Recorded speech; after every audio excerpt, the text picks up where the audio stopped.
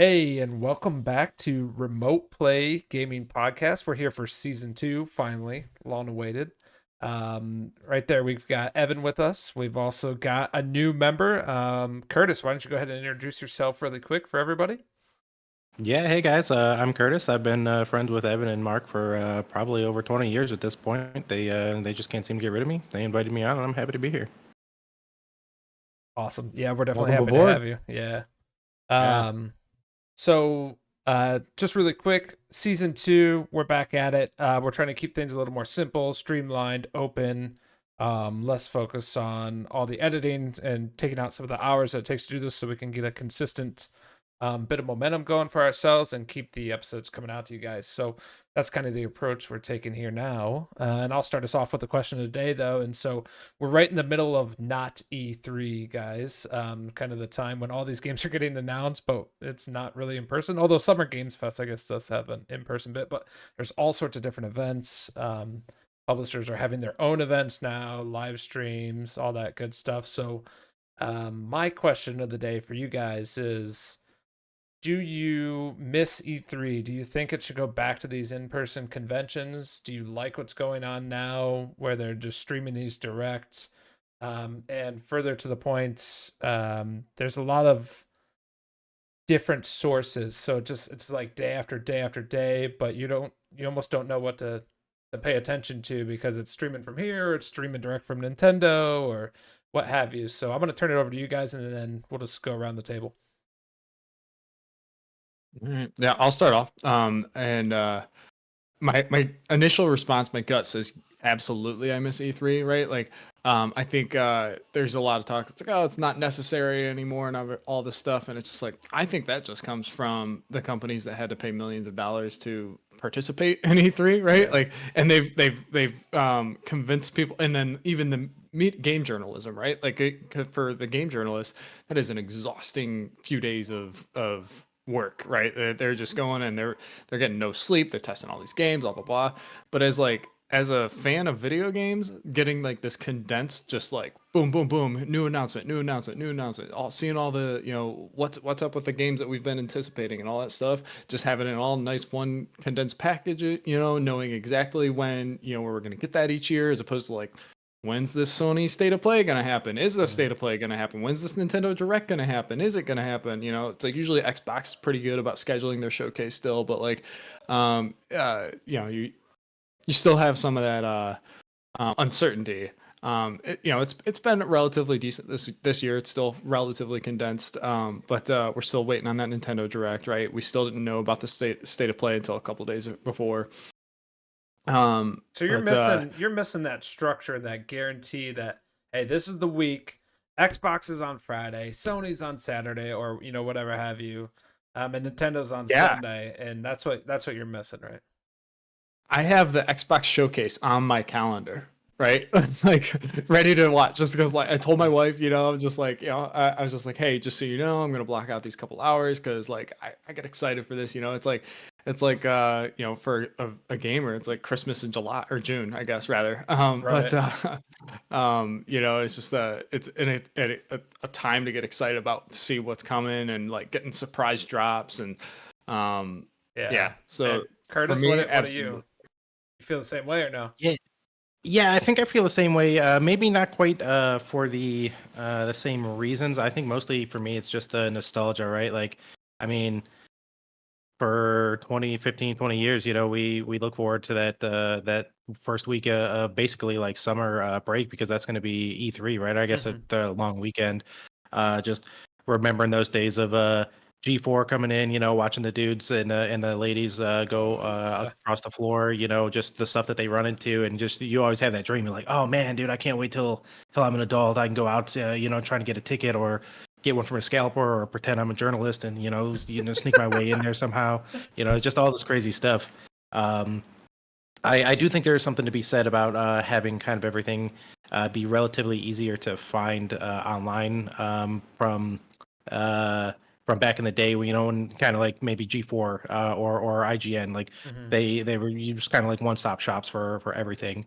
versus now, like Evan was saying, it's like, oh, when is Sony gonna do theirs? When is Nintendo gonna do theirs? Is Xbox still on? You know, what's Papa Phil gonna do? You know, so it's definitely I think a little bit nostalgia for me to kind of prefer the E3 of old. Yeah. Yeah, and it's hard too. Like even preparing for this show and paying attention to the announcements, there was a couple of things I wanted to send you guys before this, and I was scrolling through Reddit, like on the games and gaming subreddit, and there was just a ton more announcements. I'm like, dude, where the hell did the stuff go that I wanted to send? And it's good, Yeah. I think, for indies, right? Because they're rising up a little bit more and they're able to get their stuff out there, but it's also kind of flooding it from a viewer and a gamer standpoint. And I was like having a hard time finding what to what to send you guys that I wanted to Yeah, talk for about, sure. you know. Yeah, bringing up the indies is a good point too, because like the so just for the listeners, we're recording right between like Summer Games, like the Jeff Keighley's showcase and all those, and it's about 5 hours before the Xbox showcase, Mhm. but you know, there's been a lot of mixed reception on how like the Jeff Keighley showcase and stuff is gone, and I'm just like, man, like I thought it was great, and I'm just sitting here. I was like, oh, it's like I watched Indie Showcase afterwards, and then the Devolver Direct, and it's just like all that. There's a bunch of cool indie games that were showing up, and but yeah, like you said, we didn't necessarily get as much of that during the E3 days, because it Yeah. was a lot harder. It was even more expensive, right, to participate, and there weren't as many, Keeley has a lot of free slots, and like the indie showcase that's after the main showcase Mhm. is all free, right? Like it's all free slots. It's run by some organization. I don't know. It seems like a lot of Double Fine people participate in it. If Yeah. you watched it, it's like all the people that were talking were like,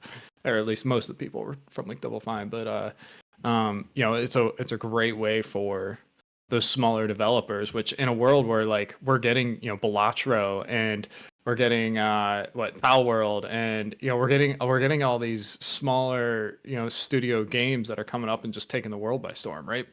Mhm. And you know probably because they're getting more and more opportunity to take the world by storm, to show Right, to show right. what they have, and and catch the wave.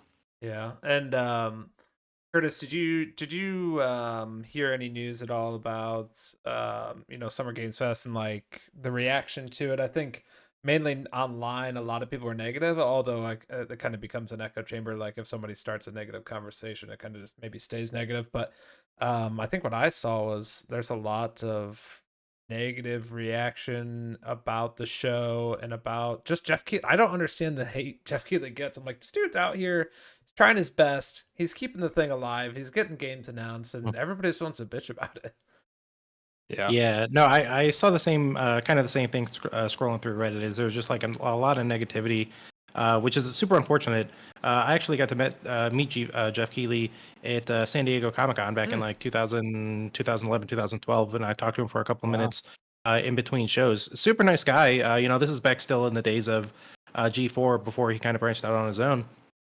But super nice guy, and you could just tell that he had just passion for all things gaming, and really at the moment, outside of the big name brand, the Xbox Showcase, Nintendo, he's kind of the one driving the ship, right? Without him, we don't really have a face for uh, kind of the game shows in general, right? So yeah. I don't quite understand where all the hate for him comes from. Maybe that's just me because I've had a chance to talk with him in person, and he Hmm. gave me a really good first impression.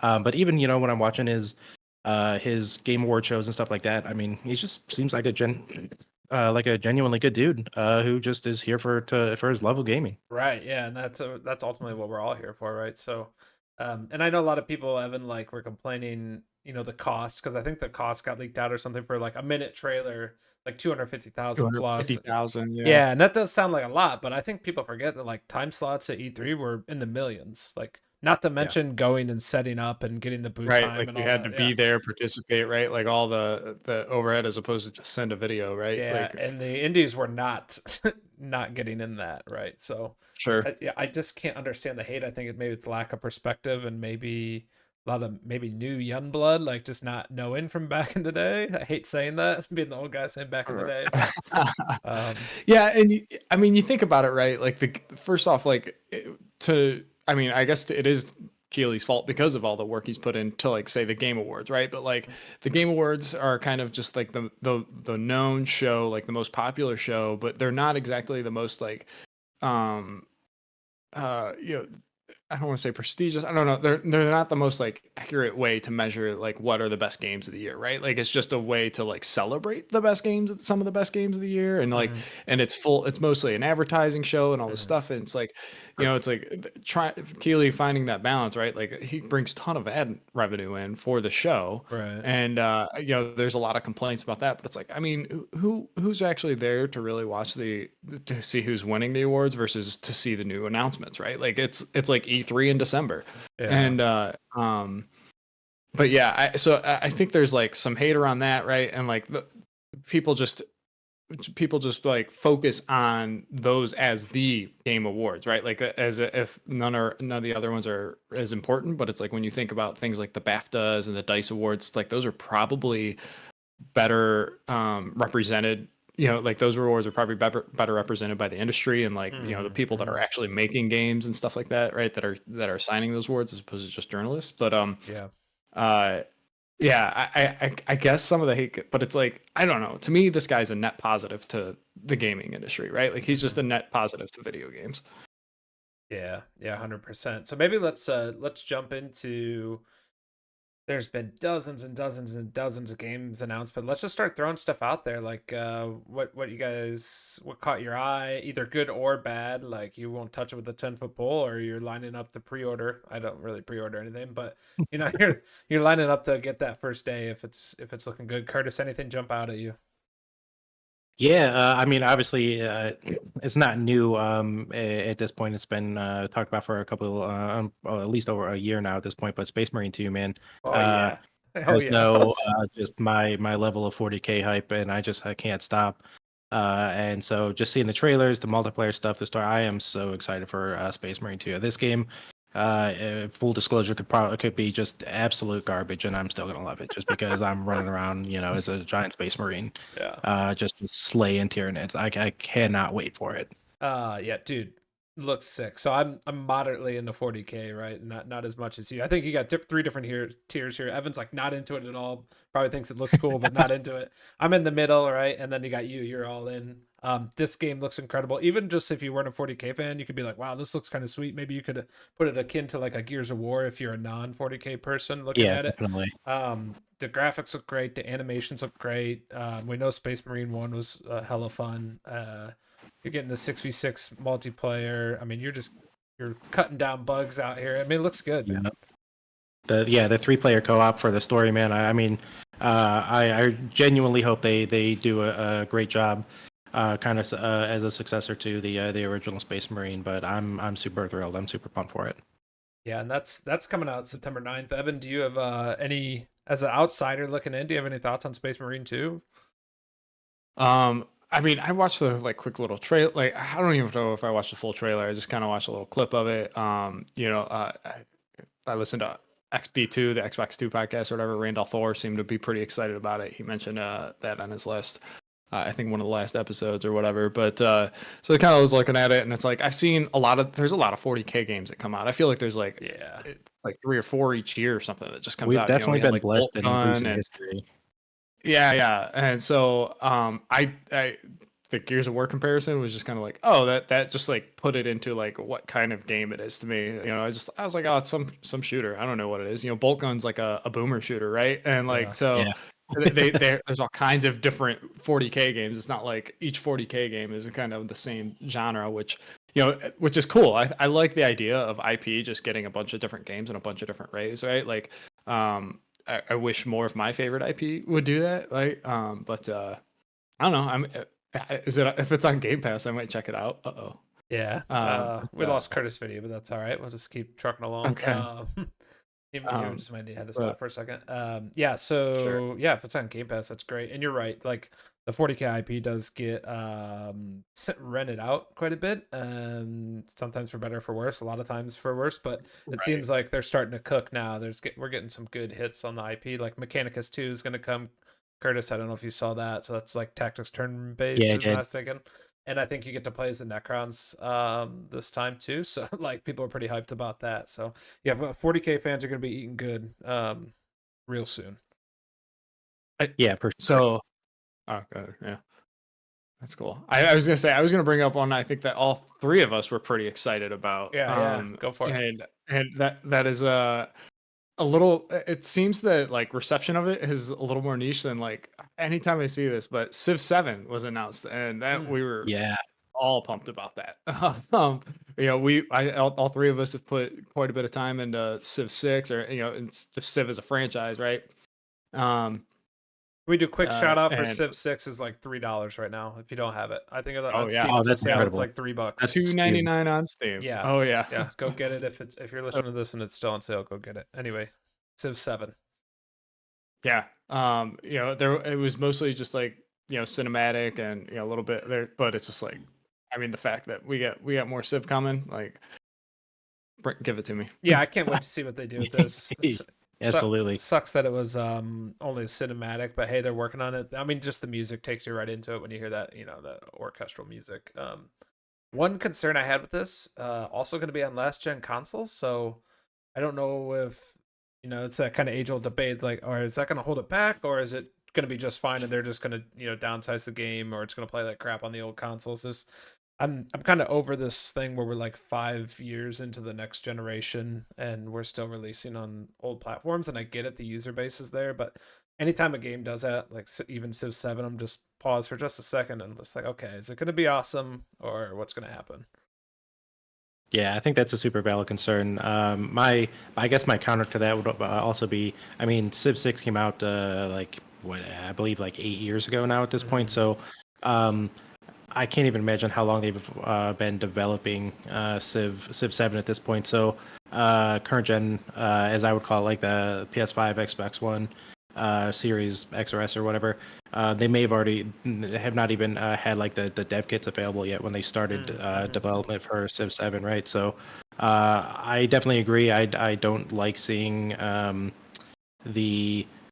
the continued push to support the older consoles, but if this is just kind of a free gimme because they started development on it so long to the point where they couldn't or it wasn't financially responsible for them to kind of jump forward when the new dev kits came out before the release to current gen, then cool, I'm for it. But if we're gonna get kind of like penalized for it, then yeah, I definitely want to see that trend go away. Right. Yeah. For something like Civ, like, I don't know that I care.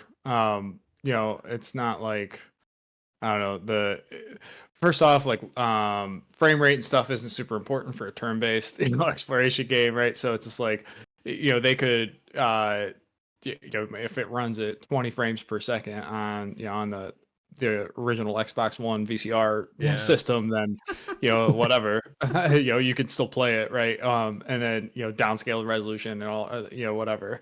But yeah, I mean, for me, it's like when you get games like I think it held things back, like Halo Infinite, or I think that's probably a big reason why Cyberpunk had all of its issues. Yep. More games like shooters and just but like a turn-based strategy game, I'm not sure it's Yeah, I that's a care good point. so much. I don't think it necessarily comes down to like frame rate per se, but I think just the vast number of units that you can get between just yourself and then all of the other, like if you're playing with like 8 other AI guys and you end up with 1,000 units that the probably the machine has RAM. to Yeah, exactly, right, that you're trying to account for. It just makes those in between turns like just take forever for it to chug through each of the different AIs before it gets back to your turn, right? But yeah, as far like definitely like frame rate for sure, like that's not super big issue. It's just kind of the processing power, I think, to handle all those units. What I forget the name of the one that like they made for consoles back on like 360 days, yeah. where they dumbed it way down where like you only got like a handful of units, right? Yep. Which to me takes a ton of the strategy out. So Yeah. I think that might be the other side of that argument for sure. Yeah. All right, I guess it's my turn to throw one out probably. I'm going to go with Black Myth Wukong. We've talked about it on the show before. This game looks hype AF. So we don't swear on the show too much. So Curtis, you familiar with this one? I know Evan is. No, I'm not familiar with this one. I'm looking it up right now, though. Yeah, and you got to watch the trailer. Graphics are off the charts. Kind of the like Sekiro, Devil May Cry type gameplay, sort of. Okay. And it's based off the 16th century Journey to the West literature, which is like a very famous fantasy story. So you got like Yeah, I'm some familiar powers with and that. stuff. Yeah, so and this game looks incredible. I think there's a lot of buzz and hype around it, and the recent footage looked good too. And we've got a release date of August 20th, so it's coming up quick, and I'll Oh. definitely be watching for reviews of this. Yeah, this Yeah. looks gorgeous. Yeah, yeah. When I was say we first got like some gameplay last year, Mhm. and people were like, "Is this like Assassin's Creed? Is it Souls? Is it like Yeah. is this And is it real? Is it Devil May in Cry?" is it in engine? I think people were questioning at the Yeah, Right, time. that's right. always a good question, Because of right? how good it looks, right? And Mhm. so it's like the closer we get, I think there's just more and more hype. Like, oh, I think it's real, and then you've got people playing it, right? Like journalism and stuff. So it's like, um, yeah, no, it looks pretty sick. I won't be able to play it in August because I don't think the Steam Deck will do it justice, and the Xbox version got delayed. Yeah, it's a But good thing. That's a good segue. So let's take a pause and talk about that, and then we'll circle back to the next game that you guys pick. So they did say, the trailer came out for this. Well, whatever number of trailer this is, like the fifth trailer, and there was no Xbox logo. So people are like, "Oh crap, what happened?" You know what I mean? And they came out with an official statement saying, "Hey, due to Xbox issues trying to get this to run properly, this is going to be delayed. It's not going to launch on Xbox. It's going to come at a later date." And so immediately, I think all the gamers on the internet were like, "Here we go again, Series S holding stuff back." Presumably, I mean, we don't know for sure, but that's probably it. Because Xbox has that parity requirement that the game can run efficiently on both and hit certain benchmarks for both their hardware platforms. So, what are you guys' thoughts on this? Does Xbox need to just drop this feature parity thing? Is it even beneficial to them? I haven't really made up my mind on it. Like, I think it's great personally that as somebody that owns both, like if someone's playing on the Series S, they can still play this game. If I buy this game, it's playable on both consoles, whether I'm in my bedroom or in the living room. But I can see other people like saying, "What the hell? The game's not even launching now because of you guys in this stupid parity requirement." So, fire away. What do you got? Yeah, I mean, I'll jump in on this. I definitely think that this was a great idea on paper. I think having the two different price points for consumers to kind of be able to jump in regardless of what your budget is a wonderful idea, right? But the requirement to have those games run on both consoles, despite their hugely different hardware and capabilities, has just continually backfired. I mean, this isn't the first case. If you think about Baldur's Gate is the other one that jumps to my mind. It's just we've seen continue like again and again and again that the Xbox platform in general is suffering because of this requirement. So I think it was a great idea on paper. I love the fact that folks can go and get the console that fits your budget. But to have the requirement for both games to be able to run on for the games to be able to run on both consoles before it can be released, I think has just been a detriment so far. Evan? Yeah, so I mean, I think they've made their bed, right? So it's just like you can't just like drop the requirement at this Yeah. point, right? Like you've sold, several million to users that with a promise that every game, right, that comes out for this generation will be supported on the Mhm. console. So it's just like, man, you run into a lot of bad, uh what not bad Like, blood, but whatever, and yeah, just you're bad wronging the press, bad consumers, PR, right? right? Like, Yeah. yeah, you lose a lot of trust, and where Xbox is already just in this dealing with having a difficult time with the end in media right Everyone now, just right? constantly under a Yeah. microscope, and we'll get into that later. I Yeah. think there's a serious And, vendetta. and then even on top of that, So, right?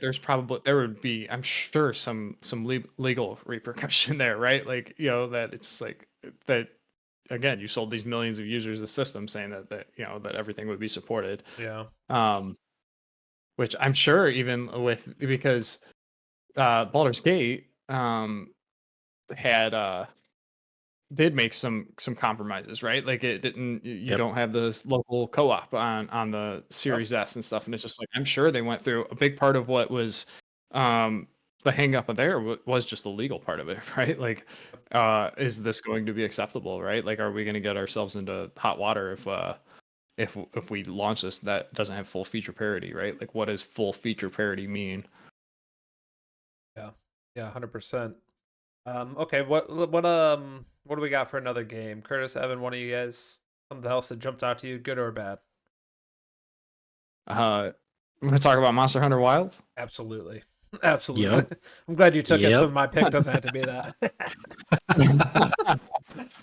I mean, to me, this is probably like this is probably the biggest, like in terms of popularity, hype, excitement, and stuff. This is probably the biggest game that's been a part of the season so far, right? And it might end up being, the biggest game. We still got, the Xbox Showcase, which there's going to be, plenty of big games, but Wilds is definitely a huge one. And I don't know. I'm excited about it. I'll just kind of give my thoughts on it because I'm probably gonna have the fewest. I played a little bit of Monster Hunter World, right? With I think you guys, at least Mark. And I thought it was really cool. I ended up falling off of it. It was a little overwhelming, which it's like Monster Hunter World's supposed to be like baby's first Monster Hunter game. And it still felt like, there was just a lot to like take in and learn about all the different fighting styles and all the different, and it's just like I was just exploring one fighting style and still learning a lot about that. But it was so much fun. I did the one with the long staff where you can like jump and do all kind. You basically spend half the time in the air doing a bunch of wombo combos and stuff like that. Yeah. And, I mean, it was such a blast. Like once you got in a groove and doing it, and just like going out and exploring and finding the monsters. This looked pretty good. It's adding some new things like the dynamic weather, right? And a big thing that we've talked a little bit in our Discord is the cross-platform play, right? Which apparently been a pretty significant problem. Yep. 100%. So, Curtis, yeah. What do you think, guys? I'll let Curtis go, and then I'll just chime in here and there. Yeah. So I mean, I think the first Monster Hunter game I played was actually with you, Mark, on the Wii U, if I remember right. And like that, I mean, just since then, I was sold on the game, right? Like just the franchise in general, it's just a blast. From then, I've played. I mean, they have so many titles. I don't even remember all of the different ones at this point. But like the one on the 3DS, I've played that one. I've played Worlds. I've played the Frozen Worlds. I forget what the name of that one is. Iceborne, yep. Yeah, exactly. So yeah, I'm super excited for this. I love that the game is so accessible to everybody. However, I also love the fact that it has such like a high skill cap. So you can really kind of go into it as much as you want. And what's great is like, yeah, I'm definitely not the kind of person that's going to play the same game for like a year or what, right? But Monster Hunter is awesome because you can always just come back and pick up right where you left off. And it's going to take you a little bit of time to get that muscle memory back down for your attack combos and stuff like that. But it doesn't take long to figure out what gear you have and what gear you want to go and start grinding for right off the bat as soon as you come back. And I think that's one of the great selling points for the franchise. Right. Yeah. I'm super excited for this, and I couldn't agree more with you guys. Speaking of Evans talking about features, tons of new features in this one. There's new classes, new weapons. You got the dynamic weather. The animations are redone. Supposedly there's gonna be a lot of new monsters. I mean, I think there's a lot they haven't shown us yet. I'm trying to find. There was a Reddit thread where like they listed everything from the interview, that at least that they have revealed so far that is gonna be new. But it's a lot, right? And Monster Hunter World was a big risk for Capcom, and with the huge success it had, I think it allowed them to go back to Corpo and say, "Hey, we're going all in on the next one." And I think that's the fruit of the labor you're seeing here is in Monster Hunter Wilds. I think this could it's kind of weird, but depending on what comes out, the year this comes out, I don't think we have an exact release date. I assume next year, but could be up for Game of the Year talks. I don't know if it would win. It's like kind of a niche game, but um being that it's gaining popularity, gaining steam, it could be in that discussion depending on what else is on the board. I'm super excited. It looks sweet. If they got this on Game Pass, that'd be a huge win. I doubt it though with the Oh, man. popularity now. But they do have Rise on there, which I Mhm. have installed, and I'm gonna go back and play. I've only played a little bit of it, but still leaving it Yeah, installed. I think So World's not, like just under $10 on Steam right now too. yeah, it's like $9 or $10. So definitely go pick that up. It's always good to go back to. There's an online component. You play with other people and stuff. So it's good. And Iceborne adds a ton of content. That's like a true expansion, not just a deal. Curtis, you're up for a game, man. What do you got? Yeah, so I just came across this one. I don't know how long it's been kind of out there, but it's called Forgotten but Unbroken. This is a World War II style XCOM game, and it looks really cool. Like, so you're battling against the Germans from the trailers and stuff that I've seen so far. You're the Allies, the Americans, and you're taking on different missions, battling against the Nazis. It looks super cool. I've not played an XCOM shooter in quite a while, so when I saw that, it kind of piqued my interest, and I'm super excited to learn more about that. Give it a try. Yeah, this looks cool. I just pulled it up. Kind of reminds me of like XCOM plus Full Spectrum Warrior. I don't know if anybody remembers that game Yeah, back in the day. exactly. Yeah, because usually Yep. the XCOM stuff ends up being like Aliens, or more recently like Marvel or Midnight Suns or Mario Mhm. Rabbids, right? So yeah, interesting setting to go back to. Which has kind of been overdone in the first person genre, but not in this one. So it looks pretty cool. Yeah, which is exactly what kind of caught my eye. When I saw it first, I thought it was like a Company of Heroes style like RTS, and then when I with it, they got past like the cinematic part on their trailer. Then I saw it was like XCOM kind of turn-based style, and I was like, oh, okay. Now my interest is peaked. So curious to learn more about that and see how it plays. Yep. Yeah, that one XCOM's is like that Mario Rabbids style game, right? talking to the Nintendo guy over there. That was from Future Games Show, by the way. And I'm gonna pull one out of my hat for the Future Games Show as well, which is I sent you guys this before the show. Eric's Home, The Stolen Dream. So this is like a narrative adventure, isometric kind of, if you picture like a Baldur's Gate camera style in a way, but fixed as you traverse.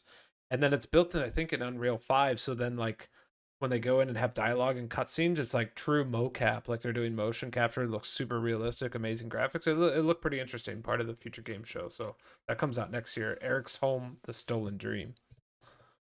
Yeah, it looked pretty cool. That setting that was like what, like 1700s, 1800s, like London or UK, Mhm. like I don't know. There, I feel like there's not. Maybe there are not enough games of that type, and usually if they are, it's just like Sherlock Holmes. I think it's just some kind of detective Right. mystery type things, or like, or maybe that's more mid-century, but Mhm. like I like that setting, I like getting something that's maybe a little bit different than just like a mystery game, Right. right? Throw another one at me. All right, so oh man, I was looking at a few different ones here that I was trying to pick out. Um, I'm gonna throw out.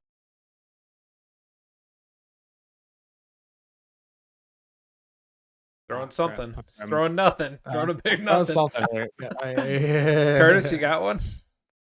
All right, I'm coming back in, dude. All right, go ahead and slide. We're Oh, gonna whoa, save whoa. this. Killer. No, Oh, no, no. I'm sorry. I got it. Killer Bean. Did you guys see this Killer Killer Bean show Bean. the I've game? seen Killer Bean for like a couple months now. I think it's been. mhm. It looks cool. It's like crazy physics. Yeah. Reminds me of Just Cause in a way, like just the craziness that you Yeah, can do. big Just time. cause, and like the character makes me think of, like, I don't know if it's like, was it the Raisinets or something, like, just Yeah. like, So. but like you're playing like Just Cause with like this, like, just coffee bean or whatever it is. Yep. I don't know. Or the old Looked chicken nuggets kind of from the old hilarious. McDonald's commercials and Right, cartoons. right.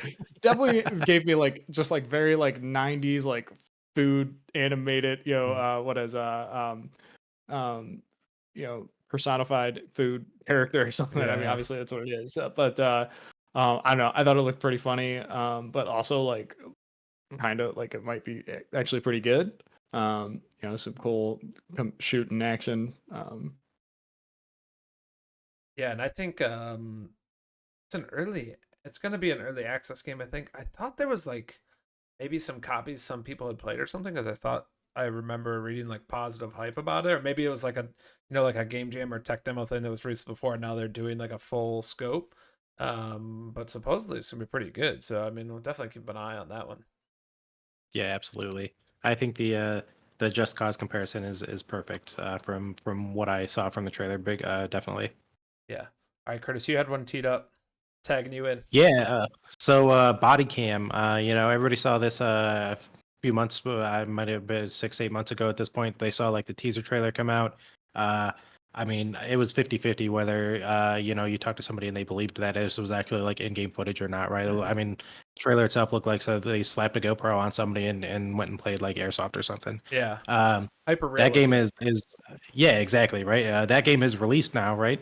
And I have yet to play it. Actually, as soon as I get off here, I'm gonna buy it. I'm gonna download it to give it a try. Right now, it's sitting in mixed reviews on Steam. But from what I've read on the reviews, that the bugs, while they are affecting the gameplay, like they seem to be that bugs that should be relatively easy to fix. And I think it's super important to remember that this is just two kids that made this game, right? Two 17-year-old, 20-year-old guy. That's your development team, and the game looks like this. Like, I mean, Yeah, come extremely on. impressive. Yeah. Like, yeah, I don't know.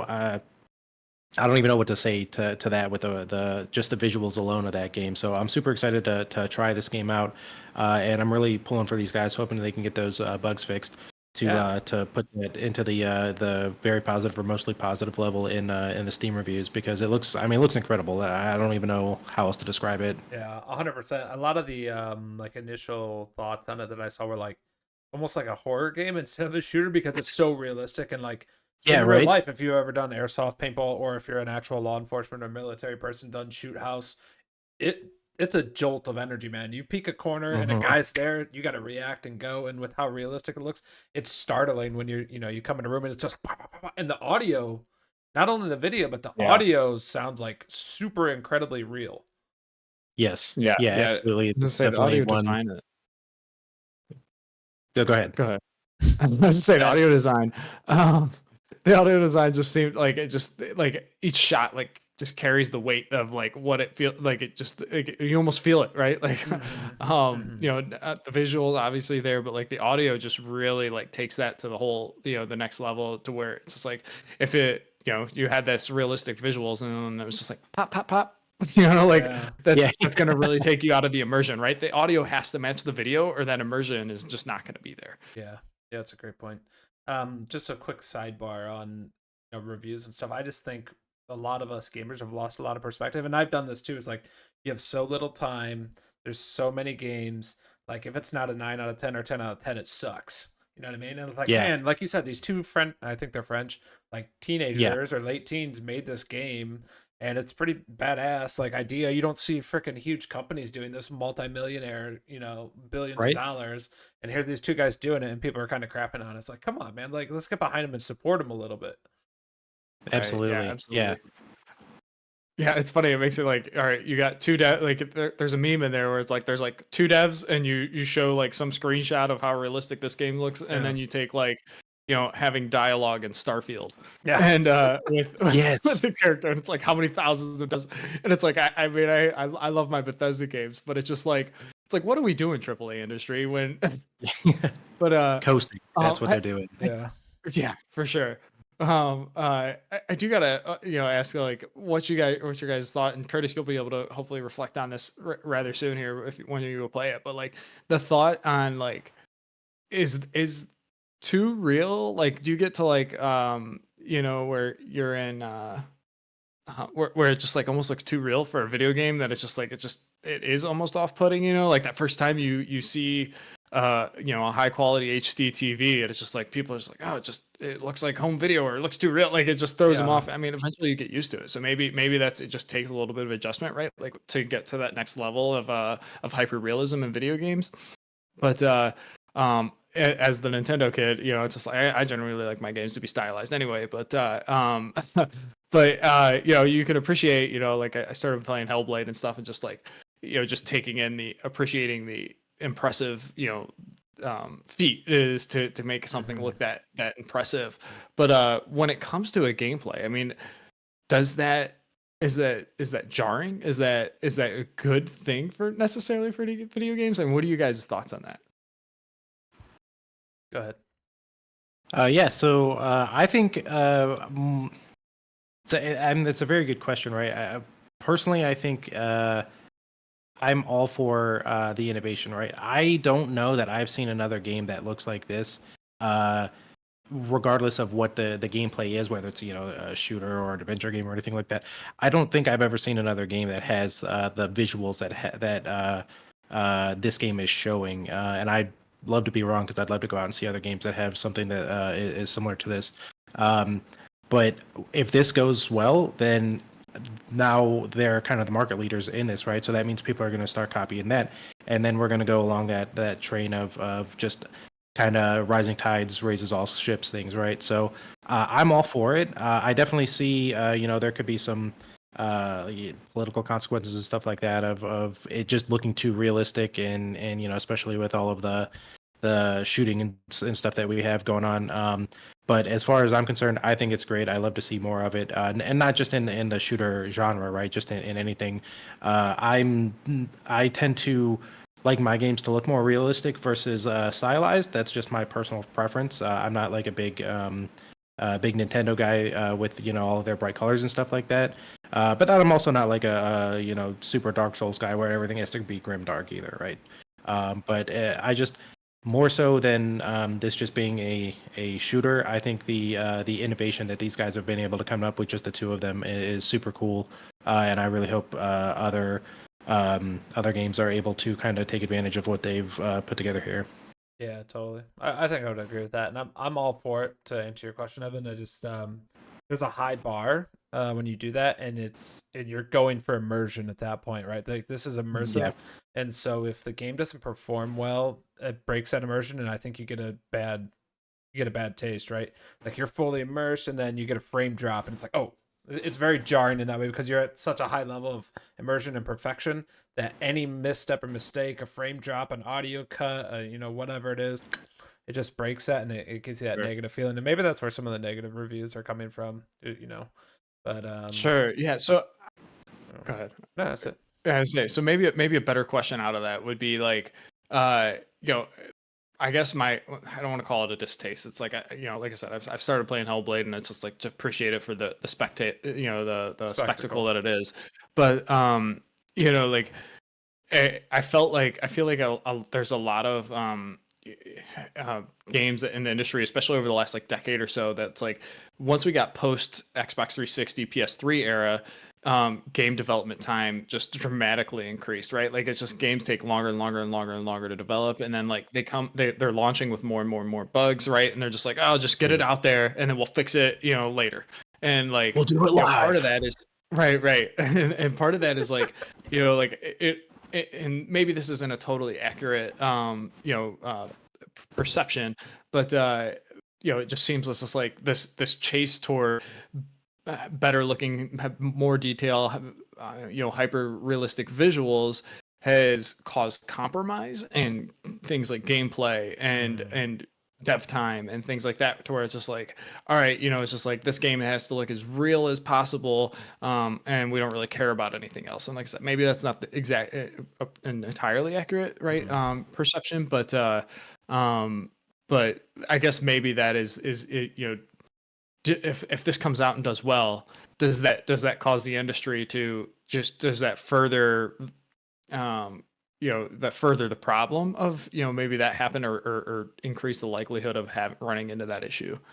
Yeah, I mean, you're always gonna have the followers, man. I mean, it's just like with PUBG or whatever the next thing is. That's what Whatever the happens. hotness is. Well, like now we're coming into that wave of extraction shooters, right? So Tarkov kicked that off, getting that type of mode. People testing the waters in Call of Duty and other games, and then you have Marathon from Bungie's going to be an extraction shooter. If that hits, the trend's just going to continue. Same with like live service, right? So to your point, if they're successful at this game even moderately, you're gonna see the follow-ons, and then yeah, I mean, I think some of big industry will chase it. It's just game development as an art form, but unfortunately it has suits involved too, right? So there's always going to be somebody Always. with an Excel book saying, "Oh wow, if we chase that, look at the numbers." Mhm. So Am All right. I? Who's Am up I? for game? I think I am. I've got Tears of Metal. So I sent this one to Evan. I don't know if I sent it to you, Curtis.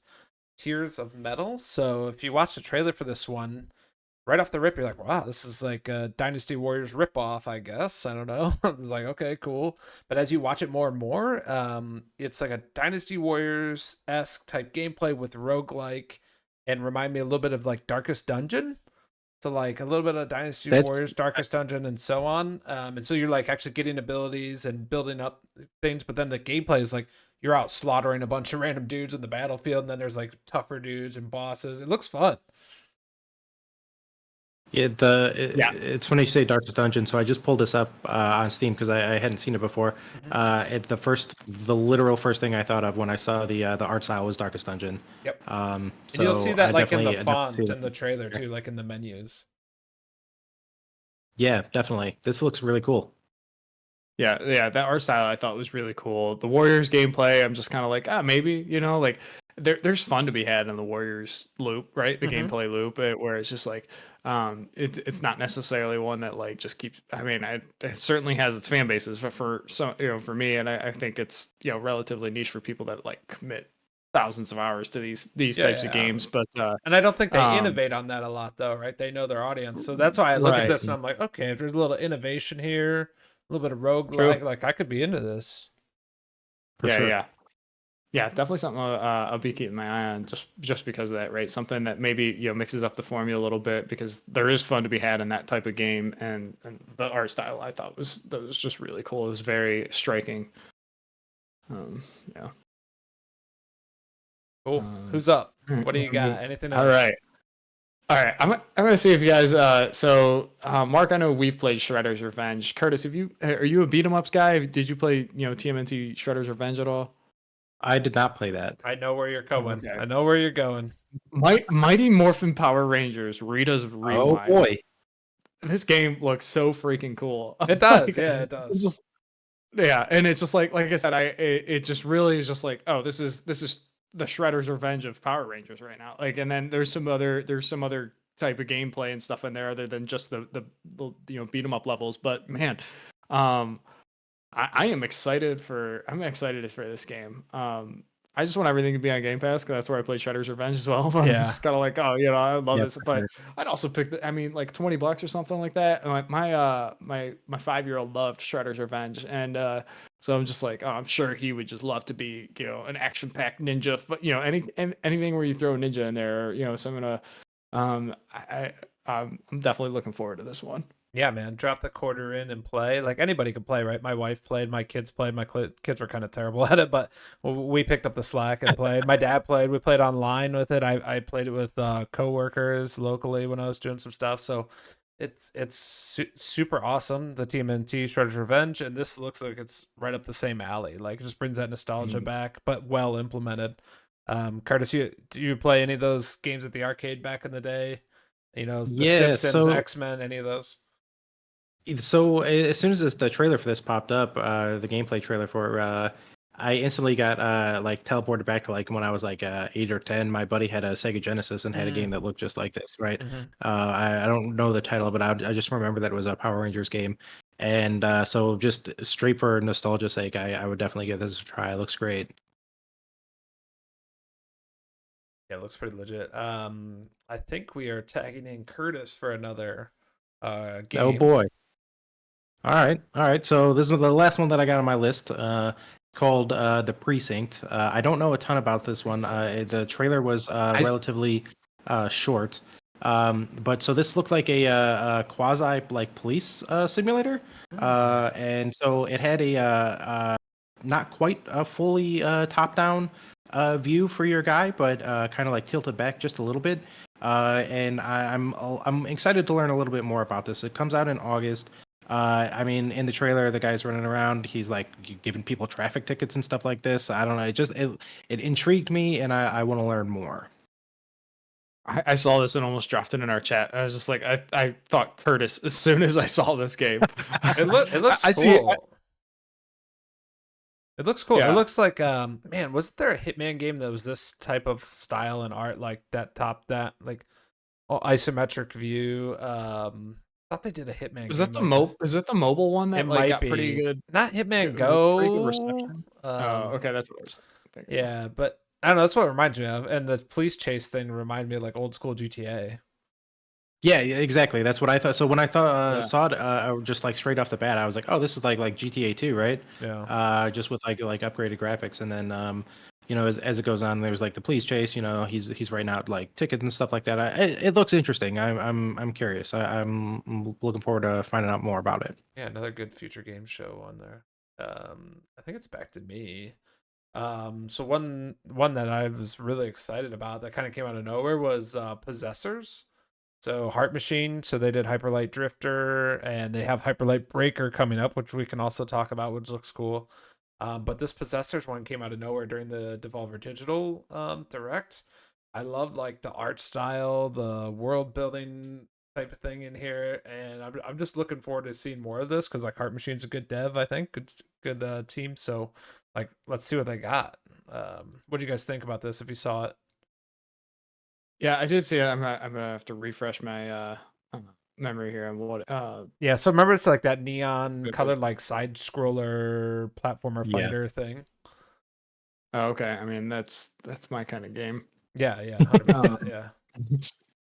Somebody who's jumped back into Dead Cells here the last few days. Yeah. And but um uh but Yeah, that's the one I'm looking forward to next. And then just on that topic, like Devolver Digital, I don't think either of you guys watched the Devolver Digital live, if I'm not mistaken, but I did.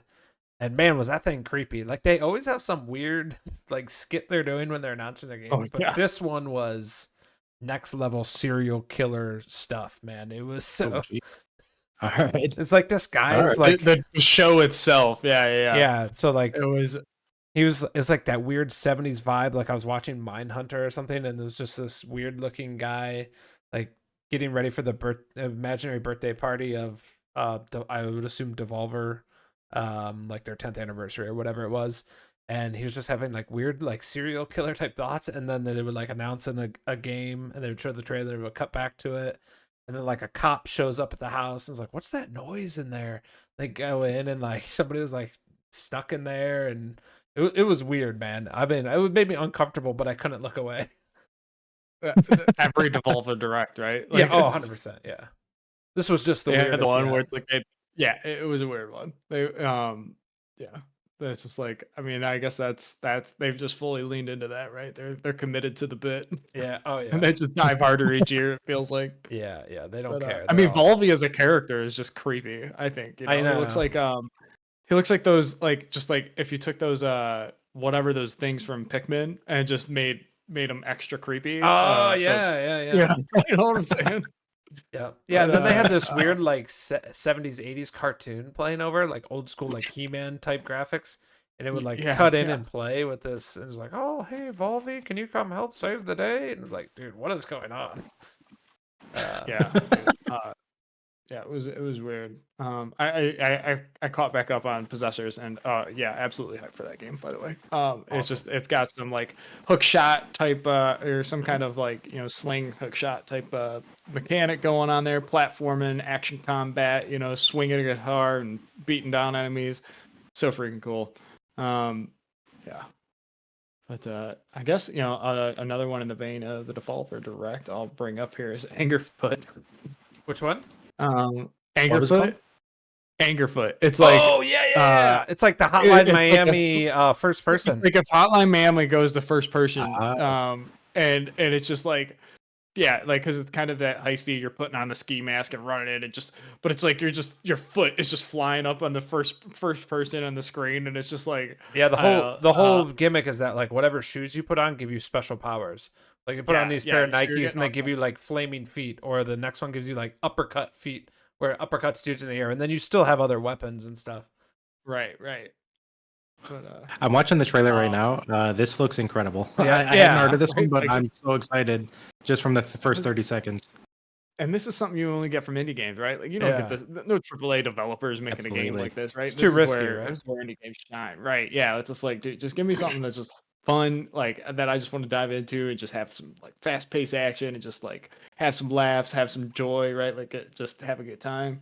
I'm gonna bring out another one though. I'm just taking 2 slots here. One that was like right up my alley, and I don't know how many people this is gonna grab their attention, but a Ranger, a role puzzling adventure where it's like so it's definitely a puzzling game, and it's kind of like every move is on this like so everything's on a grid, right? Like grid based system, and you slide like those square puzzles where there's like 9 pieces and you just kind of got to move the pieces around to create the picture. So everything kind of moves like that. If you move something, you move the whole row either up or down, or up or down, or left to right. And you to do that, that's how you like navigate across the screen or whatever, get from point A to point B. And there's like some different mechanics that come in it, like a loop mechanic, like if you hit to the edge of screen, it brings you out on the other side. And it looks charming. I'm looking at it right now. I mean, it looks charming. It looks fun. Yeah, this is a game I look forward to, like throwing on the Steam Deck or the Switch or whatever, and just kind of hanging out and just like just solving the puzzle, right? Like this is like a modern day version of like, I don't know, just filling out like a crossword or whatever. You just kind of open it up, you play it, but there's like a role playing game to it, right, on top of just like a puzzler, right? It's I love my. It's one you could like throw on the TV and like if you have friends or like family over, like trying to solve the puzzle together. But there is a demo right now for it, Windows and Mac on Steam, if you want to try a demo of it. But then it comes out July, like real soon. Yeah, next month. This is. Yeah, I'm like kind of my theme for this show has been like innovation, right? And like this movement. I mean, I haven't really seen anything else like that in a game before, so I'm all for it. I think it looks awesome. I'm definitely gonna check it out. Yeah. What do you guys think of Wonder Stop? I know that was mentioned in our Discord a little bit. It wasn't really my type of thing, but I'm always open to try different games. It's wandering, like wander stop, all one word. Right. Yeah, let's check this out, right? Yeah, it was like a reveal trailer. It was hard to describe like what it made me feel like, but kind of like Life is Strange a little bit is how I felt, but it was just like a initial reaction. It's kind of got like very colorful. Yeah. The artwork is definitely what stood out to me just immediately as soon as I came up there. I like it. This isn't Don't Not, is it? Or Dot Not or whatever they're I'm not sure. I know it's like, I think it's supposed to focus on like PTSD and stuff, so it's one of those that kind of like tackles a real world problem in the form of a game. Which we've had a lot of good games that do that. So I just wanted to bring that up because I know it was mentioned in the Discord. Yeah, this is an Annapurna game. Yeah, I mean these are these like narrative walking simulator adventure kind of games or whatever. I like to jump into these like now and then. They're almost like a palate cleanser after doing some like, it's just like I'll play games like, just harder games or whatever, or like just really mind breaking game, or just mental taxing games or whatever, and then I just like, all right, let's go play something like, something like this or whatever that's just more like immersive story. Yeah, it's definitely something I'll keep an eye on, right? Like I look for these kinds of games. Okay, so I mean, in the trailer, I see she's planting stuff, so I'm already in, man. Anytime I'm doing any kind of Stardew Valley growing, or what was the mech one that just came out on Game Pass? Dude, Lightyear Frontier. I like that. It's Lightyear Frontier, yeah, dude. You put anything planting in a game, and I'm gonna at least try it. Right. Yeah, this is so these are the devs that did Stanley Parable and Beginner's Guide. Oh, okay. So yeah, we'll check it out. So yeah, there's pedigree there, right? Yep. So let me try something here really quick. What I'm gonna do is I'm gonna go to the Reddit games subreddits, and just because we can't cover every single thing, I'm gonna go top posts from past week and then also past 24 hours, and we'll do a rapid fire. Just kind of like you give me 1 to 2 sentences about what's going on. Like some of this we already covered, Civ 7, so I'll skip over that. But just right off the rip, Baldur's Gate 3 official mod support. Any quick thoughts? Can't wait. So one of the guys that I work with, we still talk about Baldur's Gate all the time, right? And one of the biggest complaints that the both of us had, and I believe this was just addressed, or maybe it's being addressed with this. But every time a new update comes out, you're starting a new game because all your mods and that game saver are Yeah. just trashed, right? So I would love to not have to do that because I've stopped using mods at this point until that comes out because for that exact reason. Yeah, and I think they mentioned in this that also crossplay is maybe part of this update, or they're very close. So that's got me ready to dive back in. Like I want to do another campaign, maybe hardcore run, go for the gold dice, maybe. I don't know. For sure. But official mod support would be nice. Evan, any quick thoughts? We know you haven't finished the game yet. We're not going to give you crap about it. That's for another podcast. Because I haven't finished a 7 out of 10 game. Oh, Wow. I do have the power to disconnect him from this chat. No, I mean there's a lot of cool things about Baldur's Gate. I'm playing on Xbox, so like the mod support stuff isn't really that big of a deal to me either way. And like you said, I've still got to finish Act 1. I'm in the Underdark right now, and it's there's fun to be had there, but it's I have not been hooked as a lot of other people have. Yep. Okay, another one. Alan Wake 2 expansion coming. Did either of you play Alan Wake 2? No, but watching that trailer, I was definitely interested. Getting the connected universe going with all the stuff. I know. Now I'm like, where do I start? Yeah, Control or Max Payne or whatever. Yeah. Curtis? I played the original Alan Wake. I wasn't a huge fan of it, so I didn't jump into Alan Wake 2. Yeah, so as part of this podcast, I did Alan Wake Remastered in anticipation of Alan Wake 2. Too many good games last year, so Alan Wake 2 on the back burner. I haven't bought it. When it goes on sale for less than 30, I will buy it. And this expansion looks awesome. And the gameplay is supposed to be a little bit better than the first one. The first one got super repetitive. Story was good. Yeah. BioWare, next Dragon Age coming. It was supposed to be Dreadwolf. Awesome name. Now I think it's like the Veilguard or something. Kind of mid name. Quick thoughts. You guys looking forward to that? Yeah, I can't wait to play on. That'll come to Game Pass probably about a year after it releases or so, and I look forward to like it's a little up in the air at where BioWare is as a studio these days, but man, I mean, I really enjoyed Dragon Age Origins. I haven't played one since, so I'm just like, if anything, this will get me. I'll start playing once it comes out. If it gets good reviews, I'll probably start playing some of the other Dragon Ages, or at least Inquisition, in anticipation for it to hit Game Pass. Yeah, 100%. I'm looking forward to it. Let's give them a chance. Let's let them cook. Let's see if they can come back and do something special. The BioWare that we know from the past is no more. I don't think there's hardly anybody, if anyone, there. So, that is what it is. But that doesn't mean these guys don't deserve a chance. So let's see if they can slam it home. Kurt? Yeah, I'm the same way. I unfortunately just have that BioWare nostalgia. They could slap that logo on something. I'm gonna at the very least try it, just in the hopes that we're going back to the Mass Effect and Knights of the Old Republic age, regardless if it's a new team or not. Yeah. Yep. Elden Ring, Shadow of the Erd Tree, coming soon. So Elden Ring is probably the third Souls-like game that I've played. It's the one that I've played the most of, and I think the genre is not for me. So I'm gonna pass on this one. I understand where all the hype and the love for this game comes from. Just playing it from myself. I think I got pretty close to beating it, and then ultimately I was like, all right, I'm gonna go play other things because I'm tired of dying to the same guy like 211,000 times. But the love for that game is real, and I think it's earned it. So definitely will check out other people playing it. Yeah. Evan? I've had a recent interest in getting into some more Souls games. I've played some like isometric indie type Souls likes, right? Like Death's Door, and then I've played games like Hollow Knight, which gets compared, which is more of a Metroidvania and stuff. Like really enjoyed some of those games. I played a little bit of Bloodborne back in the day. Enjoyed what I played, but I didn't play a whole lot. I just started Lies of P the other day. And I'm enjoying that for the most part. Another one of those in the setting of that mid-century London type thing or whatever. But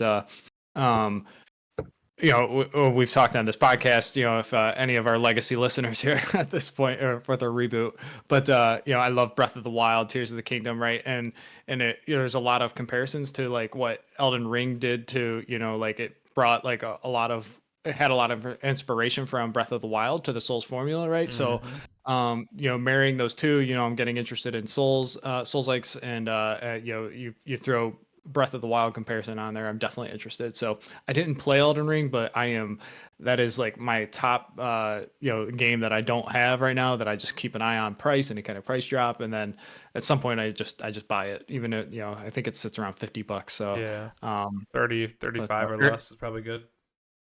mhm. Yeah, incredible game. I'm only halfway through it. I don't remember why I dropped it. Life happens and tons of games come out, but it is currently installed on my Xbox, especially once I heard this was coming up, so I'll go back to it. Definitely Breath of the Wild inspired, and one of the most forgiving out of all the Souls games. So I did play Dark Souls 1 through 3. 2 and 3 just really weren't for me. 1 remastered, I got pretty far in, and I enjoy it, but at a certain point I just get so frustrated. Same thing with Liza P. I'm on the mid game boss, and I just can't beat him, and I'm just like, oh, I just can't. And then I end up uninstalling it, and I'll come back years from now and maybe play it. But Elden Ring's one I'll definitely go back to have it. A couple more rapid fires, and then we can maybe talk about the Xbox stuff. Lego Horizon Adventures. So Horizon Dawn series from Sony. This is a big one. One, because wow, where did this come from? And two, it's also launching on Nintendo Switch. So not just PC day and date, but Nintendo Switch. So that was kind of out of nowhere. This is the first I've heard of this one, but I really enjoyed the first Horizon Dawn game, so I'm happy to check it out. I don't typically play the Lego kind of like Star Wars and stuff like that myself, but like when I was back home on vacation recently, I was hanging out with my nephew. We fired up Lego Star Wars, I forget which one, and he was loving it, so it was a good time. Yeah. So I played some of the Horizon. I was really, really excited about Horizon Zero Dawn. I played it. It just got repetitive for me. I really I think the nature overtaking, robot dinosaurs. I think that premise is so stinking cool. One of the coolest I think I've ever seen in a video game, but like I said, I kind of fell out of it. I might try to jump into Forbidden West at some point, but the Switch announcement just blew my mind for this one. This is people talk about like, oh, MLB The Show is really Sony's first thing going multi-plat and blah blah blah, and it's like, okay, yeah, but it's like that's an MLB licensed game, right? Like, and obviously this is Lego, but it's like the show doesn't have any unique characters to Sony or anything like this. This is the first time we've seen Sony take their universe, right, and put it on a different platform, right? Like a different console platform. Yeah, it's very close to putting Master Chief on it, right? Like it's not exactly, because it's probably like Kratos or something, but they really push her as an ambassador of the brand. She's in other things, Fortnite and all that. So you're spot on. Yeah. Yeah, this game I thought looked really cool. Like the trailer came out of nowhere. The trailer kind of played on that funny type of thing they do like in the Lego movies, Lego Batman and stuff. And the gameplay looked good. It looked a little bit better than Star Wars in that it wasn't just like Lego pieces slapped on a normal video game background. It was like mostly everything was built to Lego. And my kids love dinosaurs and Lego right now, so this might end up being a day one buy for me when it comes out later this year, depending on the price and the reviews. Like just something to have fun with the kids. It's local co-op too, I think. Yeah, that's a good point. I think there's a good chance at least my son, would really like this. He just started playing Lego Indiana Jones. He calls it Indy Jones. And he's really enjoying that gameplay, the Lego gameplay, and then just kind of the adventure. And I think like the dinosaurs and stuff like that's obviously something that'd be really cool to him. Yep. Kids love dinosaurs. Yeah, 100%. Yeah. Okay, so that was kind of the rapid fire on some of the top posts over the past week. Do we just want to, with the remainder of our time, we're a little over an hour, but if you guys are good, we can keep going. Well, I was gonna say I wanted to at least bring up one more game, Metaphor. Did you guys? Oh yeah. Atlas, Refantazio, the Atlas one coming to Xbox. Yeah, it looks sweet. So this is day one Game Pass, right? Which is I thought it looked fantastic. It looked like I played a little bit of Persona 5 when it was on Game Pass. I enjoyed it for what I was playing, but I was just like, I got about maybe 8-10 hours in or something. I was like, I don't want to play another 90 hours of this. Like I want to play other games before putting another 90 hours into this game, and I just kind of fell off. So I don't know, what the how long to beat will be on Metaphor, but I've definitely like this to me looked even more appealing than like Persona. Yeah, I think it to me is somebody that's like wanted to jump in Persona, but I hear that it's like 200 hours plus. It's been hard for me to do. So seeing this, I don't know how long this game's going to be to beat, but this looked like a little more Persona Light with some more action. I could be way off base just because I'm not in this world. Like people that like these games are Right, way right. into it, and I'm looking I to know we get might get in. I some want to hate get in the in. comments or something. Yeah, like that. The animation looks sweet. The anime, the action, the story, the gameplay. It looks cool. So I'm in. I'll try it. Yep, Especially when it's on Game Pass. Like install it, try it. You don't like it, uninstall it. Curtis, Metaphor absolutely. I might do it. Refantazio. Yeah, so if it's Game Pass day one, I'll definitely check it out. This is not really my typical genre. I dabble in anime. I like a few of the shows and watch them. But like the anime video games and stuff like that, I've tried a few of them, and always just they've never really clicked for me. But like you said, if it's on Game Pass, I mean, it doesn't hurt me to try it, so I'll definitely give it a go. Yeah. And before we go to the next one, I do have one more too. I have a little outline here. Dragon Ball Sparking Zero. Um, Super looking forward to that. So, the return of Budokai Tenkaichi, right? So I like the other Dragon Ball series games, Fighter Z and everything. But growing up, Budokai Tenkaichi 1 through 3 was like the jam. And so, and for people that don't know, in Japan, that was called the Sparking Zero. So Sparking Zero is really Budokai Tenkaichi.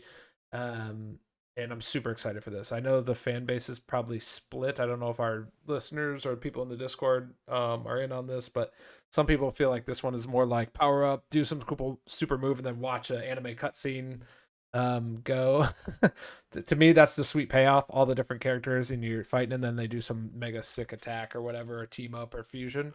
Whereas in other games, it's more just about like how skilled you are. So I'm looking forward to this. What about you guys? Yeah, I was waiting for you to bring this one up, and Yeah. you just cut out bringing it up. But I was just like, I was leaving it out there. I was like, I'm not going to bring it up. This is Yeah. this is a marketing for sure.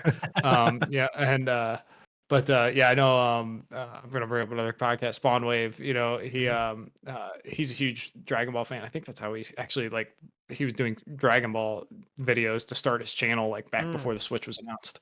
I know he's really excited about it. But yeah, I mean, it looked really cool. I wasn't huge into Dragon Ball or anything. I watched a little bit on Cartoon Network back in the day, but I played some Fighter Z. And I really enjoyed that. I still gotta, I want to jump back into that. I love 2D fighters, and I find the story, at least interesting, and like, I like having a story. Like Mortal Kombat has been my fighter of choice because they always have a great like cinematic story and stuff. So it's like Fighters has a good story to pull you along. Mm-hmm. Mm-hmm. So I don't know. I mean, I'll see how it is. I probably won't buy it at launch, but I'll keep an eye on it. Curtis? I feel like you guys just set me up here because I just said like I don't really like anime games, and then you're like, oh hey, by the way, He's a liar. yeah. So no, I actually really generally enjoy the Dragon Ball Z games that come out. I don't get all of them, just because the kind of fighting genre, to me personally, gets repetitive unless you're like really into those games and really to like to master the move sets and stuff like that. So I get one every third or fourth one to try. Mm-hmm. But especially when it comes to Dragon Ball or Dragon Ball Z, this is just another nostalgia thing for me. It brings me back to like the days when we were playing like the Dragon Ball Z card game and stuff like that. Mm-hmm. Talk about the show. I mean, I'll definitely check this one out. Probably just like Evan, not on day one though. This is not my typical genre. But putting Dragon Ball Z on the logo and can bring up some of those good memories from childhood. I'm in. Yeah, and this is at launch 164 playable characters. They're going all out, and they're gonna have DLC too. Now, I granted some Oh, of those are 100%. probably forms, right? So like Goku, like 1 through 10, essentially, Sure. right? Yeah, I yeah. won't name all the different ones, but still 164 playable characters, probably DLC to cut. They're gonna try and cover everything, which is gonna be cool. There's Yeah. also a sick statue for the limited edition. I'm not a guy that buys that stuff because it's just expensive. I have kids to take care of, but if you get a chance, look this thing up. Sparking Zero statue, and I'm pretty sure it's. I want to say it's like. Yeah, it's Broly and Goku there. You can see it if you Google it. It's like the first image. This comes out in October, so yeah, super hyped about that. Okay, so we are hours away from Xbox and on the Remote Play podcast. The reason we call it Remote Play is because we are friends, remote playing and remote podcasting from across the world, right? So we're in the US, Bulgaria, and Australia at the moment.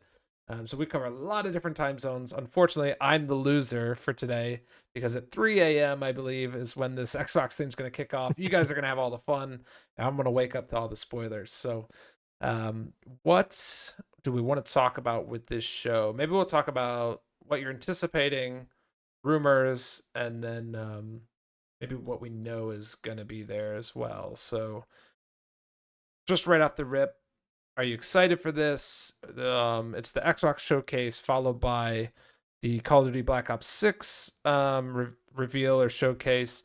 And I believe it's two total hours with 30 minutes dedicated to Black Ops 6. So an hour and a half of games. Hopefully all killer, no filler on the Xbox side. Curtis, I'll go with you first. Are you excited? Are you Sure. worried? Yeah, I mean, definitely more excited than worried. Absolutely. I think the big thing that everybody's going to be talking about, obviously, is going to be Call of Duty. I'm not necessarily so concerned about the launch of the Black Ops 6, right? But I want to see what news they come out about adding the rest of the titles to the Game Pass, right?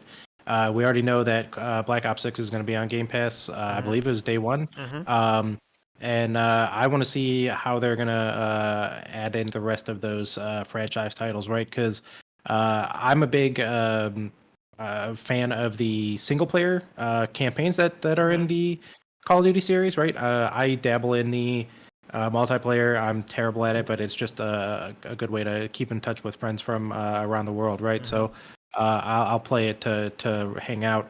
But I do genuinely enjoy the single players just because they're like playing like a big like action movie, right? So there's a lot of titles that I haven't played over the last 8 years or so. So to get those added to Game Pass, I'm definitely super excited. I believe Evan and I were talking. I was of the opinion that they would just dump all of them out there at once, maybe even like right after or during the game show. I think Evan had a great idea though, where he to keep building that hype for Black Ops 6, where they release a couple titles every month up to the release date of Black Ops 6 to really keep that hype train rolling. And so I could definitely see them doing something like that as well. Yeah, for sure. Okay, Evan, before we dive into like the content of the show and predictions, anticipation, you're excited, you're worried, Oh, what do you think I'm of? hyped. Okay, yeah. I'm really hyped. Um, because it's like a lot of these games, most of these games we see, they're gonna hit Game Pass. They're gonna be games that so it's just like even if I'm not sure. That's what I love about Game Pass, right? Is games that it's like, oh, that looks interesting, but I don't want to spend 70 bucks to find out that I don't like it, that it's not for me. You don't have to do that. So it's just like not every game is going to be on Game Pass, right?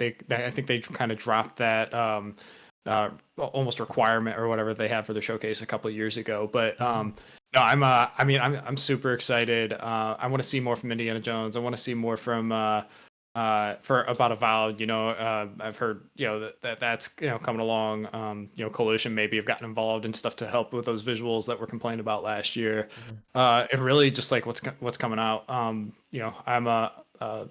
because of Game Pass, I'm like I probably play Xbox more than anything right now. So really really looking forward to it.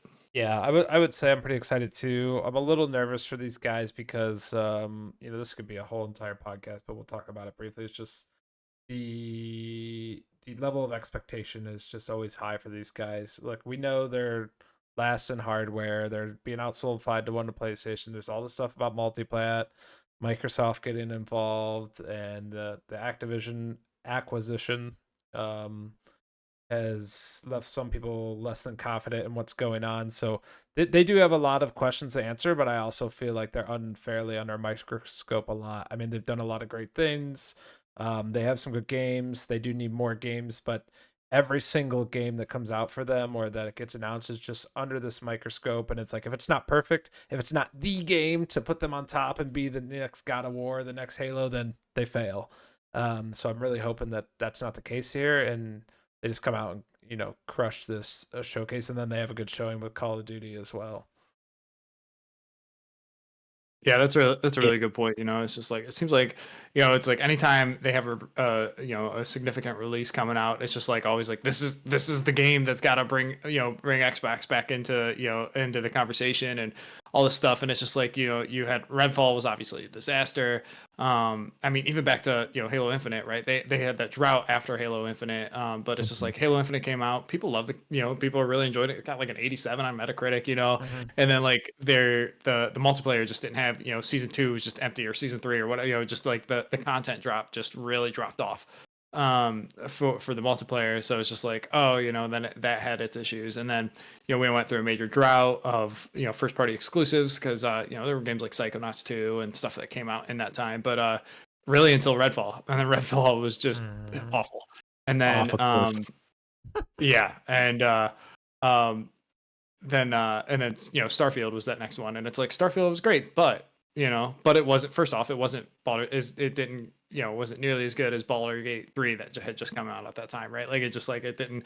I think for whatever reason it got compared to that, but also the other issues it had, right? It was like it took it kept all the worst things about Bethesda, not all the worst things, a lot of the frustrations that you get with Bethesda games, and it didn't necessarily bring forward or really innovate a whole lot on any of the things that are special about Bethesda games, right? Like it Right. did some new things, some cool new things, but it's just like it lost something. There was some of that magic, at least for me and definitely a lot of people, that was just not quite there that you get out of Skyrim and you get out of their Fallout games and stuff like that. But So they're missing that grand still a great slam game. right now, right? Yeah, and then Hellblade's another thing, right? Like Hellblade comes out, probably the visually and audio design and everything. Like, I mean, as far as like an art piece, it's just like one of the most visually beautiful games to ever come out on a It's top console, tier. if not the It might most. be the best. Yeah. Yeah. Right. And but it's like, it's only 6 hours, but But there's this, no but gameplay, right? that, Like, but that. Yeah. yeah, Yeah. yeah. And it's just like Exactly. everything's like, oh, these Xbox games are like, it's great, but and it's just like, and then media just keeps, and and fans as a whole just keep like setting this, like, this game's got to be it, or for this has got to be Xbox's comeback, right? Their Hmm. comeback, right? It's every game has to be the comeback, and it's like, I mean, I don't know, maybe at some point if they just keep pumping out good games, like if they start pumping out good games, and I don't know, maybe we'll see it. But now, with the multi-platform releases and stuff like that, it's just like, well, Call of Duty's not going to be an Xbox comeback, because it's still going to be on PlayStation. It's going to start Hmm. coming to Switch, right? Like, or Switch 2 or whatever at some point. And they have a lot more of these games, right, that are starting to come multi-plat. So it's like, well, if they're on other platforms, you don't really count. Which I think that's again a part of the drought. Right, there was a lot of games that were coming out, but it was just like they were coming out on other systems. I mean, some of them were coming out on other systems first, right? Like Ghostwire Tokyo and not Deadpool, Deathloop. Deathloop. Deathloop. Uh, yeah, yeah, Definitely. yeah. Yeah. So it's a shame to see that with Yeah. Xbox, especially somebody who plays primarily on the system. Right. Yeah. So the rumors were that there's gonna be like 30 or more games, which is a lot, right? Mhm. I think we could probably expect some Starfield DLC news, and just in recent change logs and stuff, I guess there's been a lot of updates and small changes going on for Starfield. So creation kit and mods coming, sounds like the official mod kit and everything. So I think that'll be good. I expect maybe that could even be a shadow drop to show like, hey, this is out now, creation kit's live, go do your thing. Here's some pre-canned mods we have, and then all the modders will come and do that. um is that enough for you guys to go back and hop into Starfield, check that out? Do you need the expansion, or is the creation kit enough, like, hey, let me sign on and see what's going on? Probably I'll be waiting for the expansion, just for Yeah. some new content. Shattered space. Personally. Yeah. Yeah, exactly. I don't know that the creation kit and adding some mods and stuff like that is really gonna do it enough justice for me to go back and visit it. Yeah, I will say, I was telling Evan really quick before you go, Evan, is the recent updates they did were great. So I installed it because I hadn't beat the main story yet. I did a ton of side content, and I was kind of I had a lot of complaints about the game, so I was like, I'll wait for the expansion and all these updates. And the 60 FPS update for Xbox is glorious. I mean, you can see a Oh, okay. massive difference in the performance. Like, I recommend even just signing on, anybody that's listening to this, just sign on by default, play for like 2 minutes, and then go into settings, switch to 60 FPS, and play, and you're gonna see a night and day difference. And there's some other performance things that you can tweak and like turn off the motion blur and a couple other things. And then all of a sudden, the areas in the city that were dropping frames and stuff a lot better. And then also, of course, they put in the maps and stuff like that. I do hope maybe that they'll shadow drop the vehicle updates. Supposedly they're working on a vehicle, at least give you a rover to get across these damn planets instead of walking That would be everywhere. extremely helpful. Yeah. Okay. Yeah, I thought for some reason that was tied to Shattered Space. I don't know if that's true or not. Maybe. The vehicle update, but yeah, I mean, I beat the game. I don't know if Curtis you beat it or not, but I know Mark did not. But I'm kind of like, there's a little like desire to go like play some of that New Game Plus, just kind of see it because it was one of the cooler takes on New Game Plus I think I've seen in a video game. And but like I've rarely ever play a video game twice unless it's got Zelda or Pokemon in the name, and once I roll credits, but Bethesda would probably be the one to the other brand that would get me to do that. I will go back and at least play Shattered Space. I'm looking forward to it. But yeah, what about I may or may not go into it before Shattered Space drops. Yeah, and what about some other rumors? I'll just throw out there. So we obviously we know Indiana Jones is a game. It's been out, been announced. Avowed, Flight Simulator should have a 2024 version, which is also rumored to potentially come to other platforms. By the way, Indiana Jones, Avowed. Just really quick, we probably see updates there on these, right? Maybe deeper dives. Agreed. All right, either game interests you guys? Not so much. I think not so much about, but Indiana Jones is definitely something that I'm interested in checking out. I think it could be a really cool breath of fresh air into the franchise, especially given the last couple of movies that have been out. Evan, either franchise interests you? Yeah, I mean, Avowed, I'm beyond. Yeah, I'm very. I don't want to say beyond hype, but I'm definitely very excited for this game. I loved Outer Worlds. I love Fallout New Vegas. I love these style of video games, right? Like so super excited to see what they've done with Avowed. The Pillars universe. And Indiana Jones. Before like I heard, we knew that it was coming and stuff before that January direct that they had or whatever, the developer direct.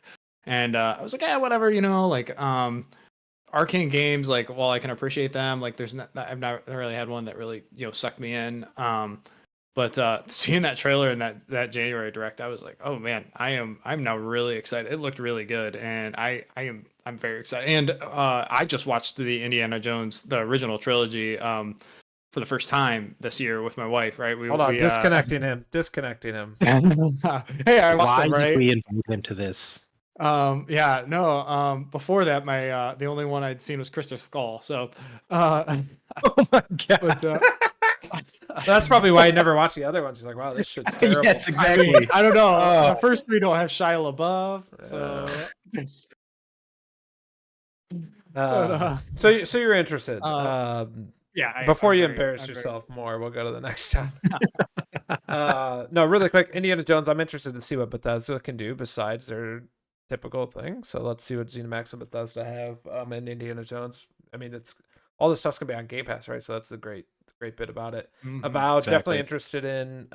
Played Pillars of Eternity 1, did not play 2. The universe is amazing. I actually reinstalled both games on both my Xbox and PC, so I'm gonna hopefully play through those. That might be one of the next things I'd really focus down on in preparation for Avowed. And the rumor was that you mentioned this earlier in this episode that was a Coalition potentially came to help with some of this stuff. Coalition seems to be that super glue studio. They know UE5 and Get can their help hands everywhere. Yeah, they're that utility man that you call in and they help with everything. So supposedly they came and helped with the floaty looking combat. I think that turned me off, Curtis. I think maybe we talked about this, but a lot of people online, it was either one side or the other. Evan's like, looks fine to me. And a couple, Curtis and I are like, wow, this looks like trash. Like the world looks cool, but the combat looks terrible. And so they actually acknowledged that and said, hey, we're going to work on it. So now I want to see this trailer tomorrow, hopefully, and see that it's improved, like an active improvement over what they had before. yeah, Coalition, the UE5, the Unreal Engine 5, gurus, right? Like next thing we're Yeah. gonna hear is that they came and helped out Epic with Fortnite or something. Yeah, they actually seem to, because they're ex-Epic guys, right? Epic Games and UE guys, so Right. they actually seem to know more than the people that are Epic now. Like these guys are insane. Staying on that topic of UE5, how about new Gears of War game rumored, and also And Coalition, right? long Interesting. rumored Gears of War collection or remaster. Um, Thoughts on these? Would you guys play? I mean, I would dive back. I liked Gears of War back in the day. I don't know that it's done enough to innovate recently. Like with Gears of War 4, Tactics was cool. I'd be interested in a new one to see how they, because that game for original Xbox push or 360 pushed it to the limit. That was the thing Yeah. that this is next gen at the time, right? So can they come Yep. out and finally do that again? Would you guys jump in on any of this? Are you excited about it? So I had actually heard this rumor, and I just Thursday downloaded the Gears of War from Game Pass, like the original one, to give it a try. Not give it a try, but to replay it, just because I was talking to one of the guys at work about like some of his favorite games, and he's like, "Oh yeah, Gears of War." He doesn't play games anymore. But what we're talking about was Gears of War. I was like, you know what? I haven't really thought about that game in a decade or more. Let me go back and check this out. Sweet. Yeah, so you Yeah, might want to pause. You might get a shadow drop tomorrow with a remastered Yeah, version. exactly. Right. right. Play the trill or the remaster collection. But yeah, so I've never beaten a Gears game. I've played a little bit off and on. With Mark and uh, but my most significant memory I think of that game is the Mad World commercial. Oh, But all-time classic. yeah, right. Like one of the most iconic trailers in video games, in the history of games, right? I'm writing that down to watch it later before bed. Right. Bring the collection back with that, like with just a callback to that trailer. That'd be Ooh, freaking that sick. would be hype if But, they did that. Yeah, And that's gonna if be that awesome. song kicks on, I'm picking up the phone and calling you as soon as yeah, I right. But yeah, so for me, I've like I've actually had a recent like interested jumping back into and actually playing through some of these games, especially those first three, right? Like that are kind of more highly regarded. Um, And yeah, I was just thinking, well, I might as well wait to see if this collection is real at the showcase, right? And I would have to imagine that the collection would drop before Gear 6, right? Like usually I feel like you drop a remaster collection, Yeah, for sure. to build anticipation for the next, major title in a series. So, yeah, if we get that soon, that's definitely a game like I probably want to play with somebody like either one of you guys or I've got a buddy at work I've been trying to play some games with or my nephews or something like that. But yeah, I would be I'd be pretty cool with at least the Gears collection. If we get something Gears tomorrow, I think there will be disappointment if we don't see anything Gears tomorrow. Okay, yeah, I would agree. How about there's a rumored Doom prequel? So you're talking about Doom 2016, a prequel. Thoughts on Interesting. this? I mean, Doom was good. Doom Eternal was really good. I haven't beat either of them, full disclosure. No, neither have I. But they were good. Supposedly people didn't like Eternal as much because it tried to do a little too much with the mechanics versus sticking to what made the 2016 redo good. But another Doom game, you guys in on this to check it out? I mean, it's got to be on Game Pass, right? So Heck It's yeah, got to be. So. I sold my Xbox to buy a PlayStation 4 before I finished Doom 2016, right? I was loving Doom 2016, but outside of where Xbox was at that point, it was just kind of like I got no reason to have an Xbox. We didn't have Game Pass, right? Like Halo 5 was not great. I think Master Chief Collection was still in a terrible state, right? And that's like there was no Bethesda and ABK still weren't a part of, so Doom wasn't like, which it's probably not going to be exclusive from what we're hearing, regardless. But there was no, anyway, so I sold my Xbox before I finished playing that, and then I didn't pick it back up on like PS4 or anything. But I've got a cloud save out there that, I want to go finish it up and then at least jump into Eternal. So it's a little bit different than Gears of War, but kind of similar. Like, man, I've got a lot of excitement to jump back into the franchise. Yeah, yeah. I hope we see it. How about updates for Diablo 4? Do we think we see the expansion stuff here, Curtis? And we know they're working on expansion. They gave us, I think they Yeah, gave for us a sure. title. Do we see it? You think? I would not be surprised if we see a trailer for sure. I don't know about anything more than just a trailer, especially with the new season that just came out. I think last week or maybe this week. Um, but if they were to put out a trailer, I would not be surprised. And I mean, Blizzard trailers are always epic, right? So Yeah. I'd be all for it. And it is perfect timing for that. As somebody that jumped back into season 4, and I know some of our people in the Discord, I've been playing with them as well, on and off when I could. Season 4 is awesome. The stuff they've redone is incredible. It seems like they're finally getting it right. I know this is kind of the story for every Diablo game. It's really not good for a Every while. single one. Yeah, until they fix it later. But hey, they're getting there. And I believe I saw today or yesterday Steam player count matched the concurrent all-time high, or maybe even surpassed it. So it's in a good state. Reviews are trending positive.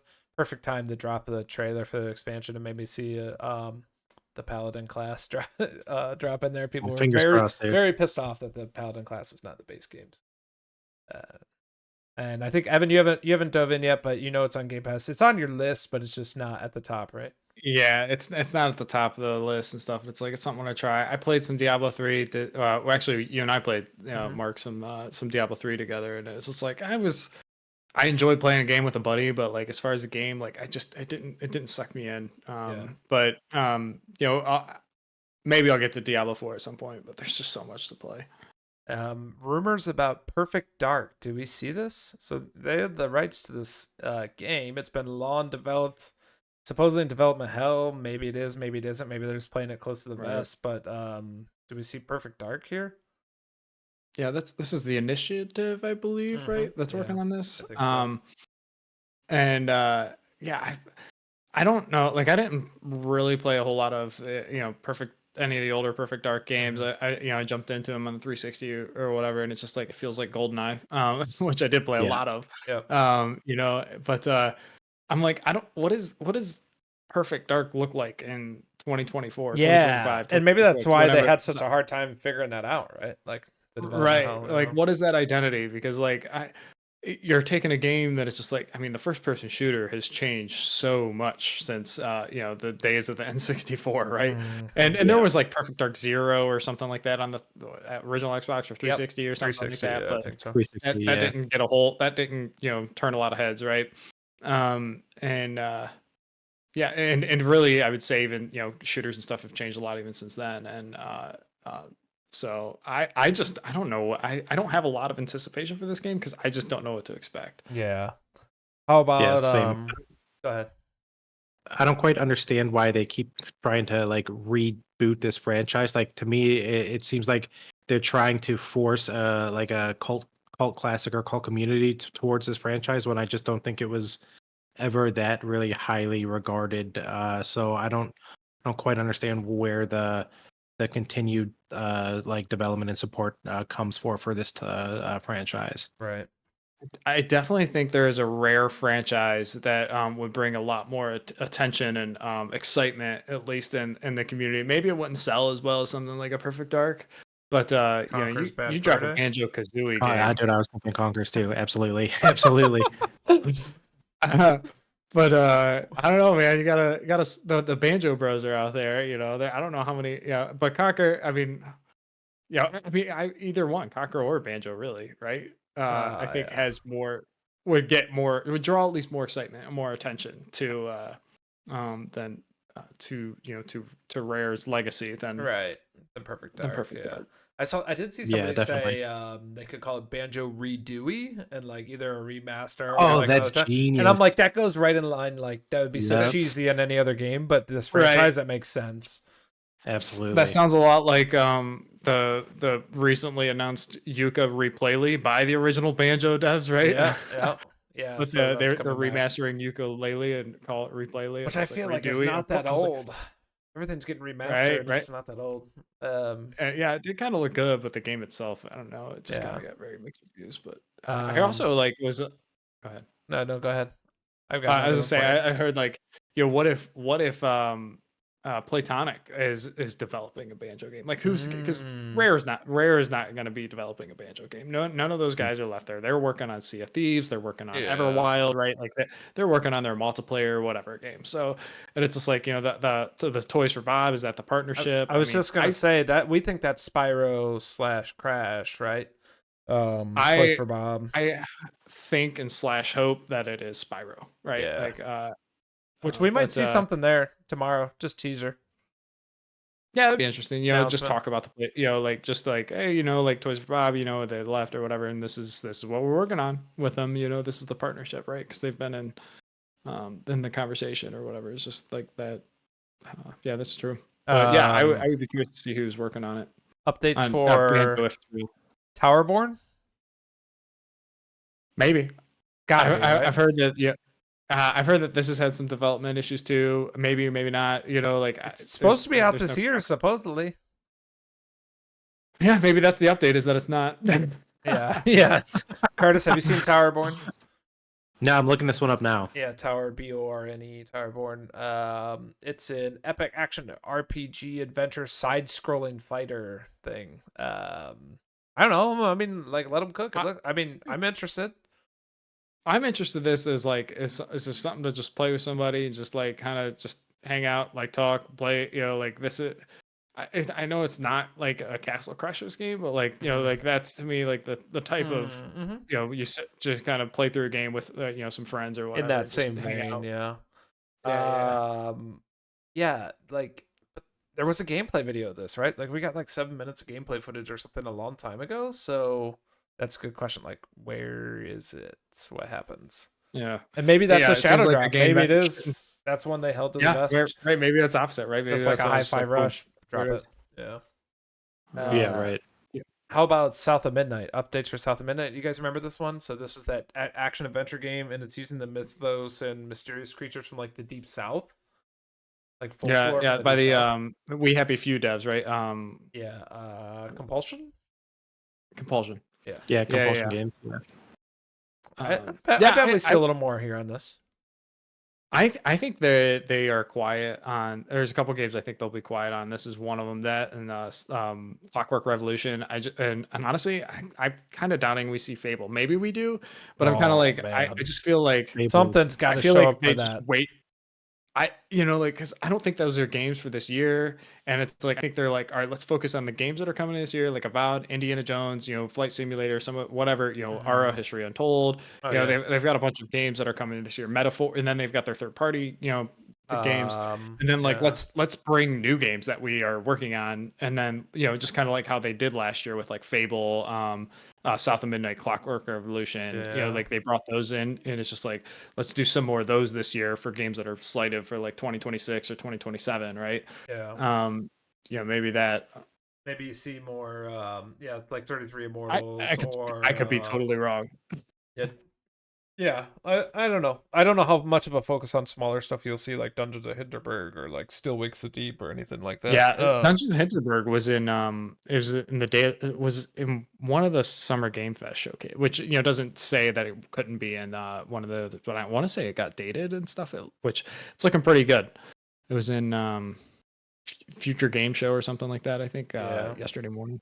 All right, Or I've got yesterday two morning. more burning questions for you guys. So this past week there was a big rumor, and we know that these guys are like mega clout chasers, especially in the weeks leading up to events. These guys will make stuff up, or like we talked about the 7, right, with the multiplat thing that these leakers come out and they're like, oh, every game's up for grabs for multi-platform to go to PlayStation. You could see Master Chief there. And I'm like, well, technically, if I'm working at Xbox, I would print out every game and I'd go down the list, go, yes, no, maybe. Master Chief, no. Hi-Fi Rush, yes. So sure, they were all talked about. Yes, at one point we talked about Master Chief going to PlayStation, and we said no immediately, right? But then the leakers can come out and say, oh, they talked about it.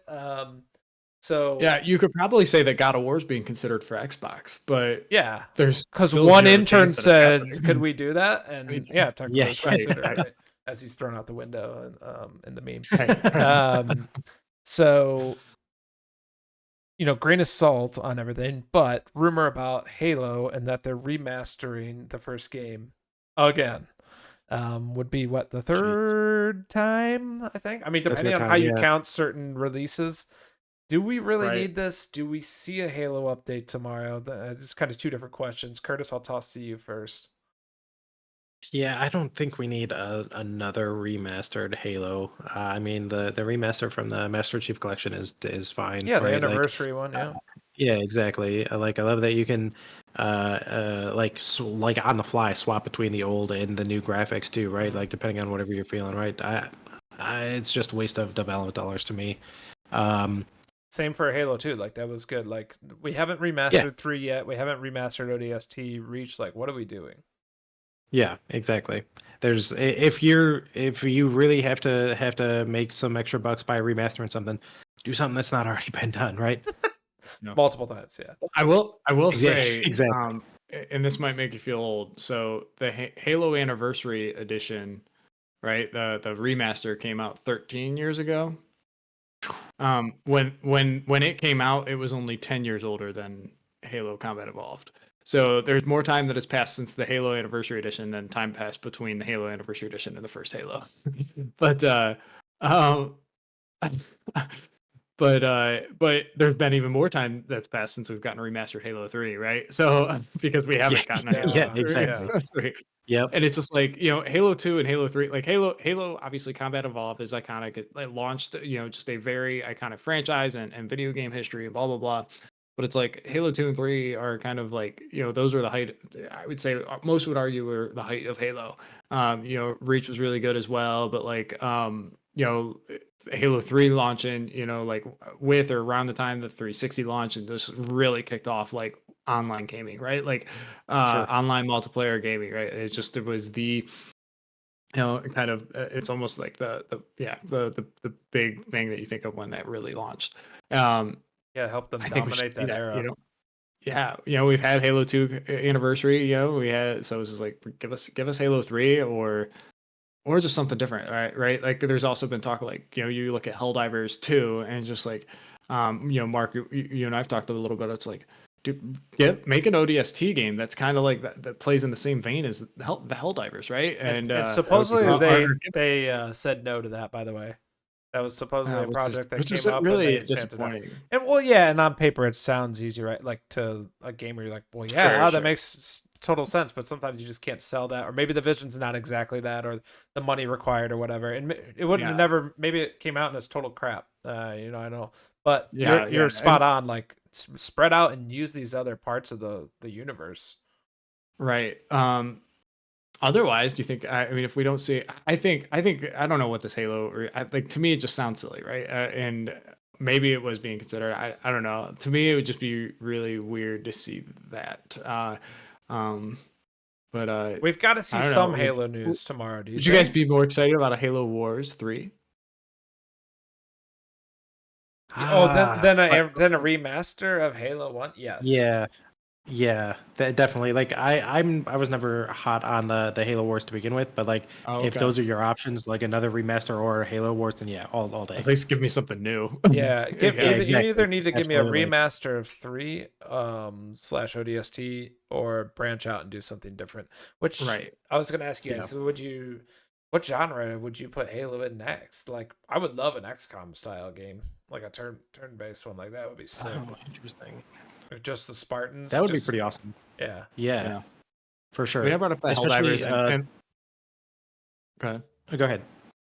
No, I was going to change the from the XCOM. It sounded like you had comments Ah, on XCOM. yeah, So, like I think this is a great time for them to promote because they have the Halo board game that's coming out later this year, I think, right? So, um, I forget what board game company came up or got the rights to that, but like this would definitely be a great time to kind of like build upon the success because from what I understand, like that game has gotten a lot of pre-orders, so it'll that like an XCOM style game to launch alongside that could definitely boost the hype for both platforms, I guess. Yeah. Yeah, I think before you go, Evan, I just think the future of Halo is it's been so mismanaged and has had such poor there's such love for it, but there's such poor performance in what they've done and they're just not hitting the mark. So at minimum, I think they need to think about branching out and doing these other genres. You have an iconic IP. instead of falling over and over and over trying to, get this square peg in a round hole thing correct. Let's see you do Right. triangle, X, and all these other shapes with And they used to Halo. try some different things, right? They tried ODST, which I mean, it's still first person shooter, but it's like, Mhm. it was a little bit different. Then they had like, they launched Halo Wars. They had like, even some games like Spartan Assault and stuff like that Mhm. back in the day. It's like they haven't tried anything new in a really long time.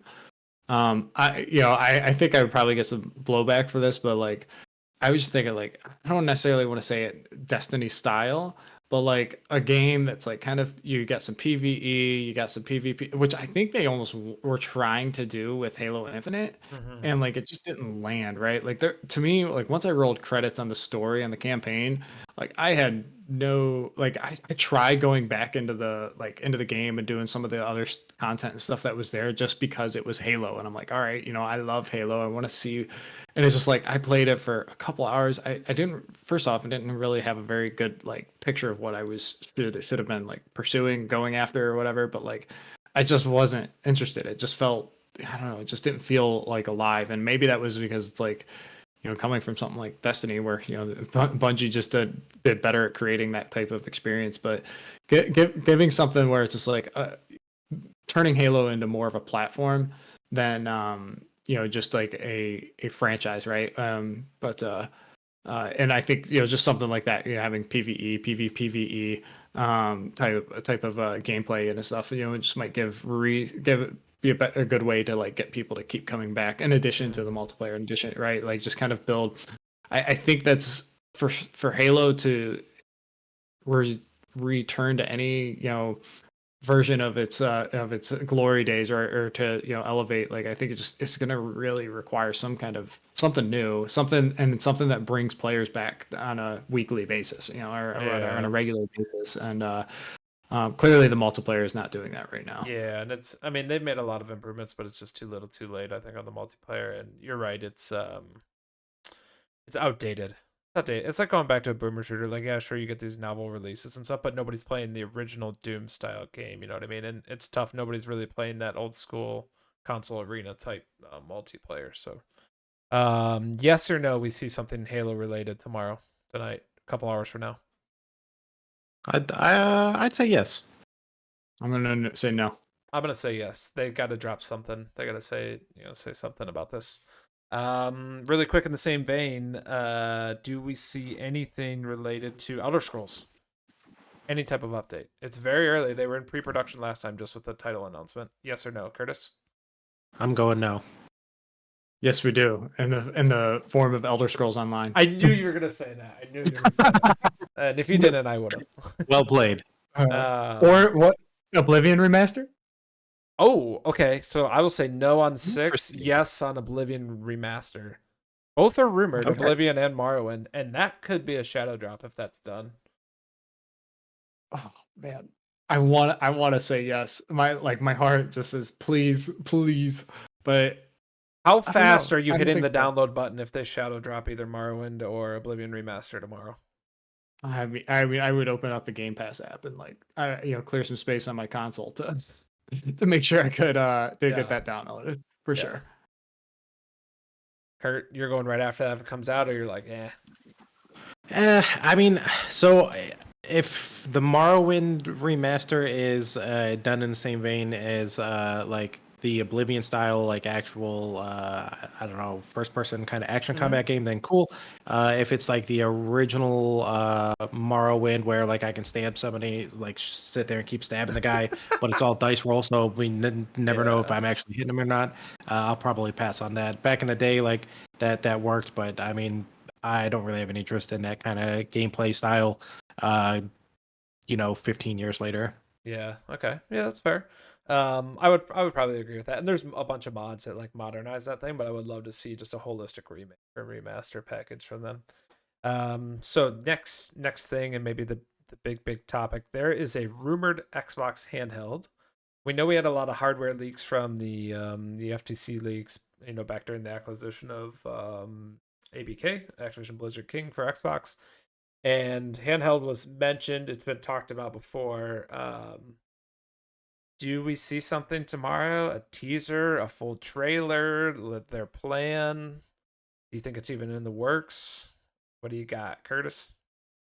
I feel like I'm sure that they're going to try to do something just to try to eat into that market a little bit, right? Mm-hmm. The handheld market is huge. It's not for me. I'm not a Steam Deck guy. I'm not a handheld guy. I just it doesn't do it for me. I like a big screen and sitting on my couch. But the market is there, and Microsoft wants to get those dollars. So I would not be surprised if they don't see anything. I definitely would not be surprised that they're working on something. Yeah. I am the total opposite in terms of what the closer you can get to fitting every video game I have in my pocket, the better. And so I love the Switch, and even that I'm like, gosh, I kind of want a Switch Lite because I want it to be a little bit smaller. I mean, I probably wouldn't want to be playing something like Doom or Halo on a Switch Lite, as much as I would want to, maybe like the Steam Deck size for that. Um, but yeah, especially there's talks about Phil's brought up like potentially having other storefronts and stuff on their hardware in the future. Like if you give me a handheld from Xbox that I can play my Steam games on, I can download the Epic Game Store and actually play those free games that I've picked up over the years or whatever, all in one spot, and then it's just like all I have is this handheld PC slash Xbox plus a Switch. Man, that's all I need in video games. And as long as I can dock it. And and then I could even play a lot of the PlayStation games, at least either day and date on the multiplayer, or a couple years later on the single player through Steam. That way. So no, I would like to at first thought, as far as do we see anything, do we see any kind of tease? At first thought I'm like, oh sure, why not? They kind of teased Project Scorpio, like before it was like they gave really any information on it, and like, and I believe maybe the next Series X hardware or something, but like the first time we saw that was Summer Games Fest, but of 2019 I believe. But then I kind of think about, I'm like, okay, well, is this handheld current gen? Or is it next gen? Are they launching next gen in 2026?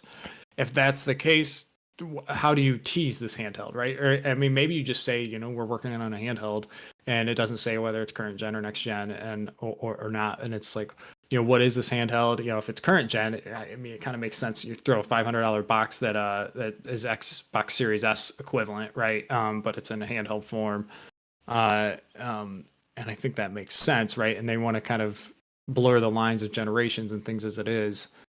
Right.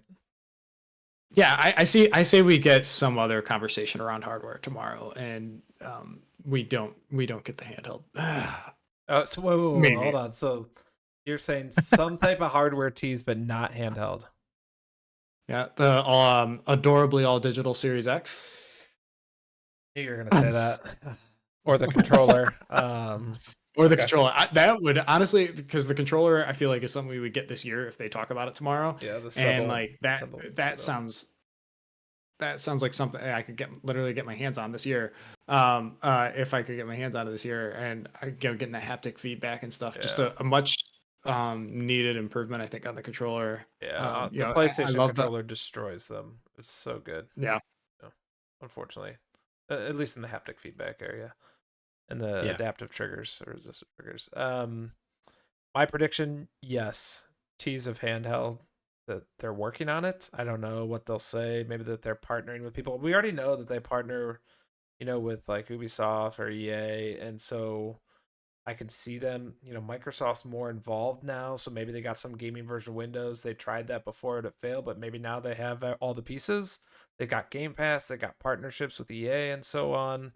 Maybe they do let you run Steam on it. They don't give a shit, I guess. I don't know. Like, I think handheld's the future for them. They're down 5-1 in hardware sales. We've talked about this offline, Evan, and in the Discord. Like, what can they do? They can't continue down the same path. They've lost this generation.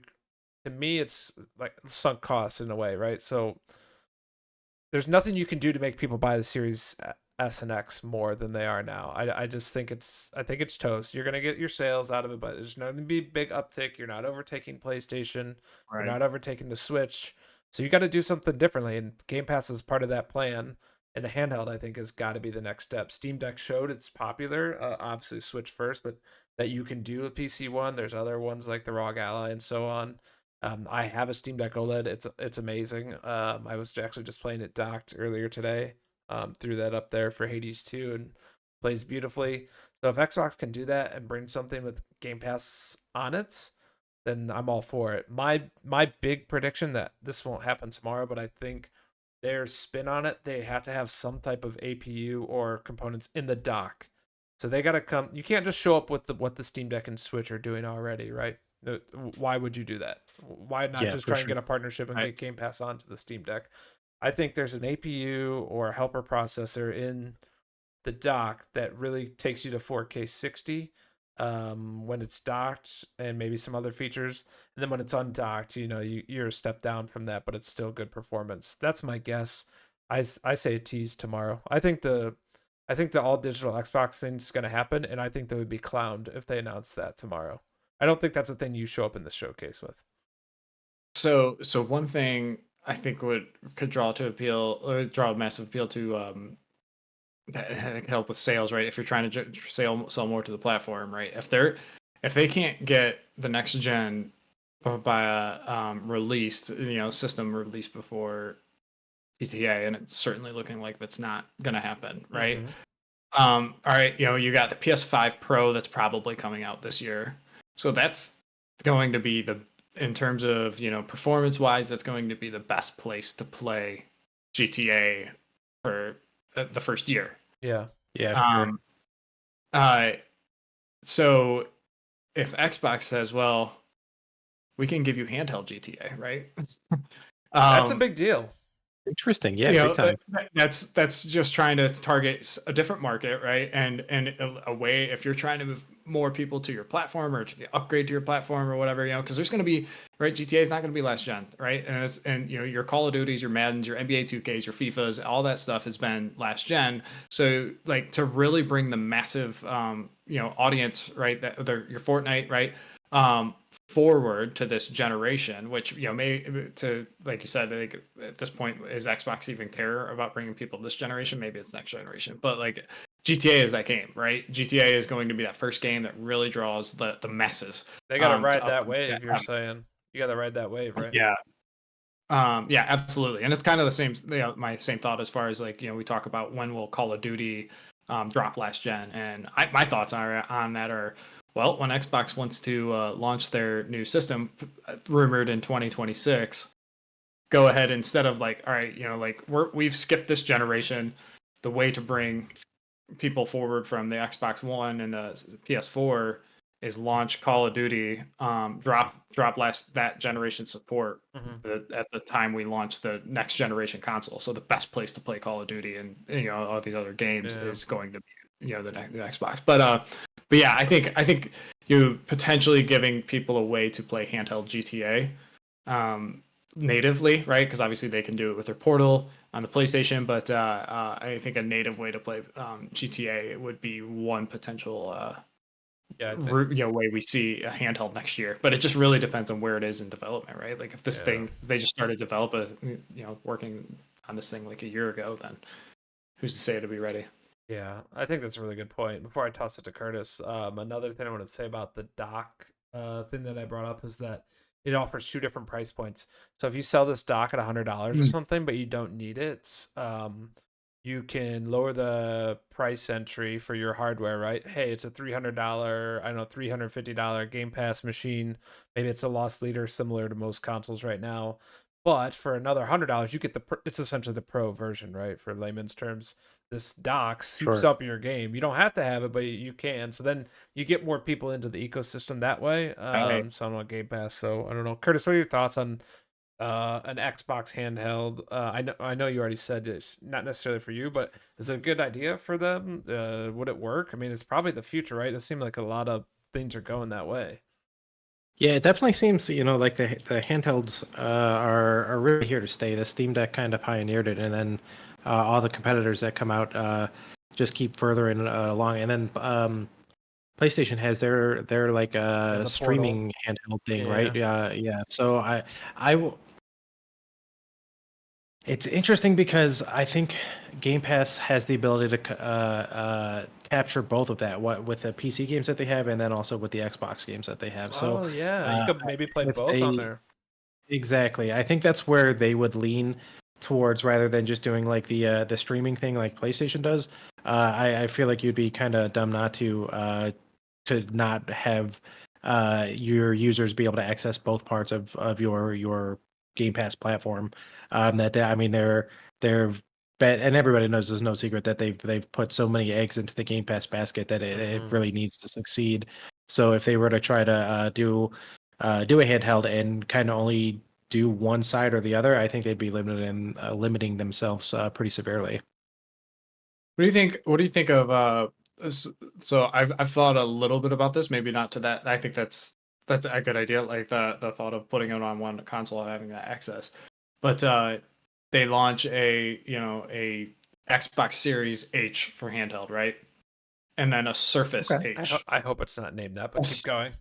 a Surface H, right? Yeah, yeah. Just for the sake of the conversation, Yeah. and then a Surface H, which is a Surface handheld, that is the same hardware, essentially the same hardware, if not like identical hardware, but like different. You've got full blown, when or full blown like we know that they're working on some way to get a handheld version of Windows working, right? Like, they've Mhm. been trying since Windows 8 to like kind of really get that. And like, the more and more we see these handhelds and all this stuff coming out for, just your Asus Ally and your Legion Go and things like that coming out.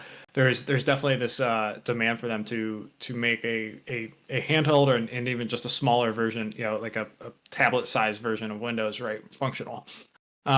So if they can do that, right, they launch, a Surface handheld with you basically have the same hardware. One runs Windows Lite, and the other one runs, which is also based off Windows, but runs Xbox as just is a dedicated Xbox platform or handheld.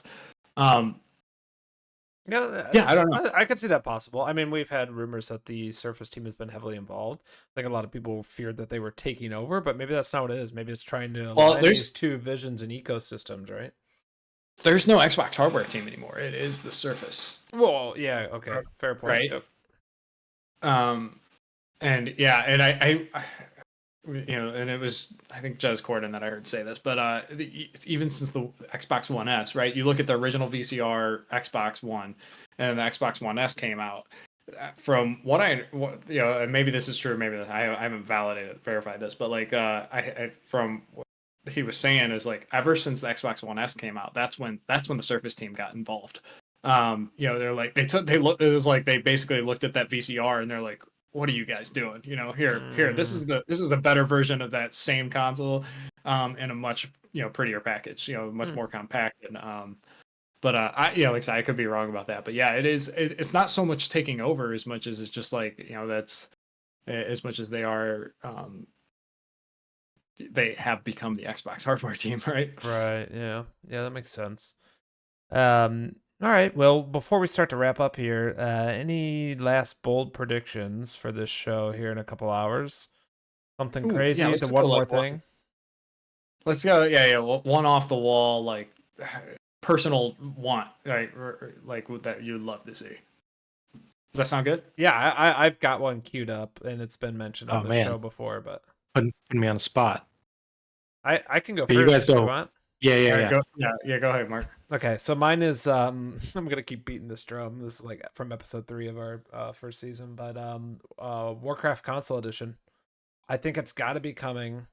I understand the pushback from people that play World of Warcraft, that the mods and everything that are such a necessity for the game, like you just simply can't port all that over.